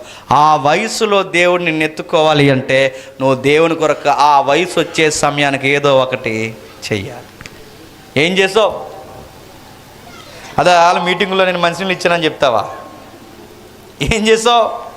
అడుగుతున్నాను. ఏదో ఒకటి చేయడం అంటే నీ రక్షణ జీవితంలో ఏం చేస్తున్నావు? నీ ఆత్మీయ జీవితాన్ని ఎలా కట్టుకుంటున్నావు? బైబిల్ స్టడీ ఎవ్రీడే చేస్తున్నావు లేదా? ప్రార్థన జీవితం, సహవాసం, ఆత్మీయులతో సహవాసం, ఇవన్నీ నువ్వు గ్రోత్ పెంచుకోకు. లేదా గ్రోత్ లేకపోతే, నీకు దినదిన అభివృద్ధి నీకు లేకపోతే నీ జీవితం ఒక రోజు డబ్బులు ఉంటాయి అనుకో. సొలొమోనుకి బంగారం ఉంటుంది అనుకున్నాడు, కానీ బంగారం ఉందే, తనతో వయసు లేదు.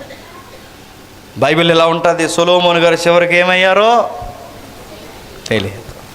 అందుకే డబ్బులు నమ్మి మోసపోవద్దు, స్నేహితులు నమ్మి మోసపోవద్దు, వ్యసనాలు నమ్మి మోసపోవద్దు. దేవుడు ఒక రోజు ఒకటి అడుగుతాడట. ఆ 13వ వచనంలో చెప్తున్నాడు, ముగించేద్దాం. ఇదంతా ఈనిన తర్వాత తేలిన ఫలితార్థం ఇదే: దేవుని యందు భయభక్తులు కలిగి ఉండి ఆయన కట్టడలను అనుసరించి నడుచుకొనవలెను. మానవ కోటికి ఇదే విధి. మానవ కోటికి ఇదేంటట? ఆడు చిన్నోడైనా పెద్దోడైనా ఏదైనా మానవ కోటి దేవుని యందు భయభక్తులు కలిగి ఆయన కట్టడలను అనుసరించవలను. ఇదే మానవ కోటికి ఇది గూఢమైన ప్రతి అంశమును గూర్చి దేవుడు విమర్శ చేయనప్పుడు ఆయన ప్రతిక్రియను అది మంచిదే కానీ చెడ్డదే కానీ తీర్పులోనికి తెచ్చెను. జాగ్రత్త. ఏం చేస్తాడట? నువ్వు భూమి మీద ఏ ఏ పనులు చేస్తావు ఆ రోజు తూకం వేస్తాడట. ఆ రోజు ఏం చేస్తావు? రే, నీకు 25 ఏళ్ళు టీనేజ్ లైఫ్ ఇచ్చాను, ఏం చేసావంటే తిరిగాను ప్రభా, చదువు సంధ్య లేకుండా అంటే ఊరుకుంటాడా? తీర్పులోకి తెస్తాడట. నీకు నడి వయసు ఇచ్చాను, సత్తువు ఇచ్చాను, ఏం చేసావయ్యా అంటే కాస్త 4 రాళ్ళు వెనకేసుకోమన్నారు, వెనకేసుకోవడమే సరిపోయింది ప్రభు అంటే ఊరుకుంటాడా? జీవితంలో ఏం చేసావని కానీ నీ దగ్గర ఒక ఆన్సర్ ఉండాలి. నా బాల్య దినములు అందే సృష్టికర్త అయిన నిన్ను స్మరణకు తెచ్చుకోవడం అంటే నిన్ను జ్ఞాపకం చేసుకుని నీ కొరకే నేను జీవించాను. నా చదువైనా నీ కొరకే చదివాను ప్రవ్వా, నా ఉద్యోగమైనా నీ కొరకే చేశాను ప్రవ్వా, నా జీవితం మొత్తం నీకు సాక్షార్థంగా బ్రతికాను ప్రభు. ఇదిగో ఇప్పుడు నన్ను అందరూ విడిచిపోయారు, నేను ఒక్కడిని అయిపోయాను. నా గుండెల్లో ఒక ధైర్యం ఉంది, నన్ను అందరూ వదిలేసిన నువ్వు నన్ను వదలకు. నన్ను ఎత్తుకొని వాడువు నీవే, నన్ను ముద్దు పెట్టుకొని వాడువు నీవే, ఈరోజు నన్ను తీసుకెళ్ళేవాడు కూడా నీవే. జీవితానికి నిండుదనం ఏంటో తెలుసా? మన చనిపోయే సమయానికి మనకు ధైర్యం ఉండాలి. దేవుని కొరకు చేసి చేసి ఏదో ఒక పని చేసి అలిసిపోయి అరిగిపోయి దేవుని కొరకు ఎదురు చూడాలండి. ఆ వయసు మనకు ఎలా ఉండాలి తెలుసా? చచ్చిపోతే భయం కదండి, చనిపోతే ధైర్యం ఉండాలి. ఈరోజు ఇప్పటికిప్పుడే చనిపోతే నా దేవుణ్ణి నేను చూస్తానన్న ధైర్యం మనకు ఉండాలి. ఉందా? అడుగుతున్నాను, డాక్టర్ గారు రేపే చచ్చిపోతావు అన్నారు నాకు, ధైర్యంగా ఉంటావా? ఈరోజు 2 మోషన్స్ అయిపోతాయి నీకు, ఉంటావా? ఉంటావా? చర్మం వస్తే భయం వేస్తుంది మనకు, రోగం వస్తే ఎందుకు భయపడాలండి? నిజంగా దేవుని కోసం బతికేస్తే మనకు ఎలా ఉంటుంది చెప్పనా? ఆయన వచ్చే ముందు నేనే ఆయన చూసే రోజుల్లోకి వెళ్ళిపోతున్నాను. ఎంత ధైర్యంగా ఉంటుంది, ఎంత నిండుదనం ఉంటుంది. అందుకే క్రైస్తవులు మరణాలకి అంత భయపడరండి. హాస్పిటల్లో దేవుని మీద నమ్మకం లేని వాళ్ళ యొక్క ప్రవర్తన ఒకలా ఉంటుంది, హాస్పిటల్లో దేవుడిని బలంగా నమ్మినవాడు ధైర్యం ఒకలా ఉంటుంది. బతికితే ఇంటికి వెళ్తాను, బతకకపోతే చెప్పండి నా దేవుడిని చూడడానికి త్వరగా వెళ్ళిపోతాను. ఈ ధైర్యం ఎప్పుడు వస్తుందంటే సొలొమోను గారు చెప్తున్నారు, నీ సృష్టికర్త కూడా ఉన్నారని మర్చిపో. నేను ముగించేస్తున్నాను. ఇప్పుడు మనకు సొలొమోను మనకు మాదిరి కాదు. సొలొమోను గారి మాదిరిని తీసుకుని ఆయన 1000 మందిని చేసుకున్నాడానికి మనం మినిమం ఒక 5 అంటే నిన్ను ఆయన్ని కలిపి మొత్తం డ్రైనేజీలో తొక్కేస్తారు, గుర్తుపెట్టుకో. నీకు సొలొమోను మాదిరి కాదు. ఇప్పుడు ఎవరు నీకు మాదిరి అంటే క్రొత్త నిబంధన ఇలా అంది, ఇదిగో సొలొమోను కన్నా గొప్పవాడు మీ మధ్య ఉన్నాడు, ఆయనే ప్రభు అయిన యేసుక్రీస్తు. ఈయన నీకు మాదిరి. ఎలా మాట్లాడాలో ఆయన చూడు చెప్తాడు, ఎలా ప్రవర్తించాలో ఆయనను చూడు చెప్తాడు, ఒక స్త్రీతో ఎలా ప్రవర్తించాలో ఆ ప్రభు అయిన యేసుక్రీస్తు వారిని చూడు చెప్తాడు. ఆయనే మనకు మాదిరి. ఇప్పుడు సొలొమోను మనకు మాదిరి కాదు. ఎందుకంటే హెబ్రీ గ్రంథం ఇలా సెలవిచ్చింది, విశ్వాసానికి కర్తయు దాన్ని కొనసాగించువాడైన యేసు వైపు చూస్తూ. అంటే ఈ విశ్వాసుల వీరులందరూ ఎవరి వైపు చూశారు చెప్పండి? యేసుక్రీస్తు వైపు. అంటే ఈ విశ్వాస వీరులందరూ యేసుక్రీస్తు వైపు చూశారు, ఎందుకంటే విశ్వాసానికి కర్త ఆయనే. ఇప్పుడు మనమందరం ఎవరిని చూడాలి? యేసుక్రీస్తు వారినే చూడాలి. ఆయన ఎందుకు చూడాలంటే ఎలా మేఘాల మీద వెళ్ళాడో ఒకరోజు మళ్ళీ అలాగే మేఘాల మీద రాబోతున్నాడు. వచ్చిన వాడు ఏం చేస్తాడు ప్రభు అంటే తన కొరకు నమ్మకంగా జీవించిన వాడిని కూడా ఎంటబెట్టుకుని మేఘాల మీద తీసుకెళ్ళిపోతాడు. ఇప్పుడే వస్తే ఎంతమంది లేగిస్తారండి ఆయన నమ్మకస్తులు? నేను ఇంకా బాప్టిజం తీసుకోలేదు ప్రభు అంటే ఇక్కడే ఉంటావు. ఇంకా నీ కొరకు బాప్టిజం పొందిన దగ్గర నుంచి నేను నమ్మకంగా జీవిస్తానంటే రా నా కుమారుడు, ఆ కుమార్తె అని మేఘాల మీద తీసుకెళ్తారు. ఇప్పుడు మానవ కోటికి మిగిలేది ఏదన్నా ఉంది అంటే సొలొమోను అన్నాడు, జీవితం అన్నీ చూసి ఆ సృష్టికర్త కొరకు ఏదో ఒకటి చేసిన మంచి క్రియే ఆ రోజు మనకి మిగులుతుంది. ఆ బాప్టిజం తర్వాత మనం చేసిన క్రియ మనం దేవుని ఎదుట సాక్షార్థంగా నిలబడుతుంది.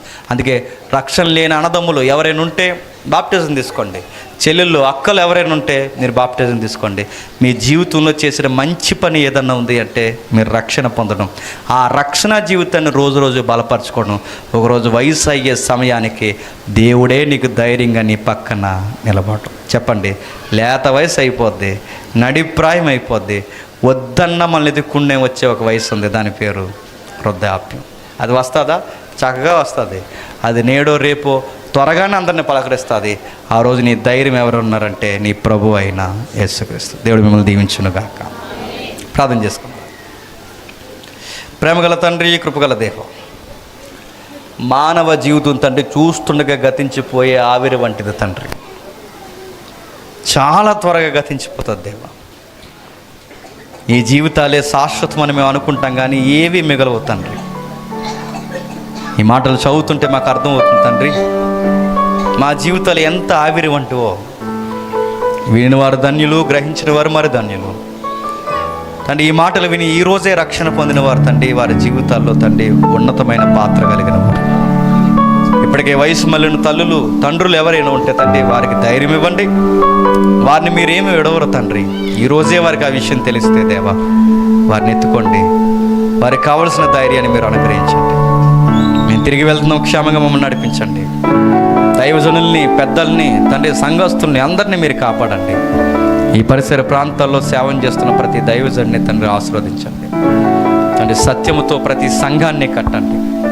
అనేక ఊర్లలో తండ్రి ఇలాంటి వర్తమానాలు వచ్చేది తండ్రి. మా ద్వారా మీరు మాట్లాడుతున్నందుకు మీకు స్తుతులు దేవా. రేపటి దినాన మా సంఘాల్లో జరుగుతున్న ఆరాధనలో సత్యములో మరిన్ని నూతనమైన సంగతులు చూడటానికి మాతో, మా అందరితో మీరు ఉంటారని కోరుతూ, మా శత్రువులను, మా మిత్రులను మీ చేతులకు అప్పగిస్తూ క్రీస్తున్నామని ప్రార్థన సమర్పిస్తున్నాం తండ్రి. Amen, amen, amen. సరే.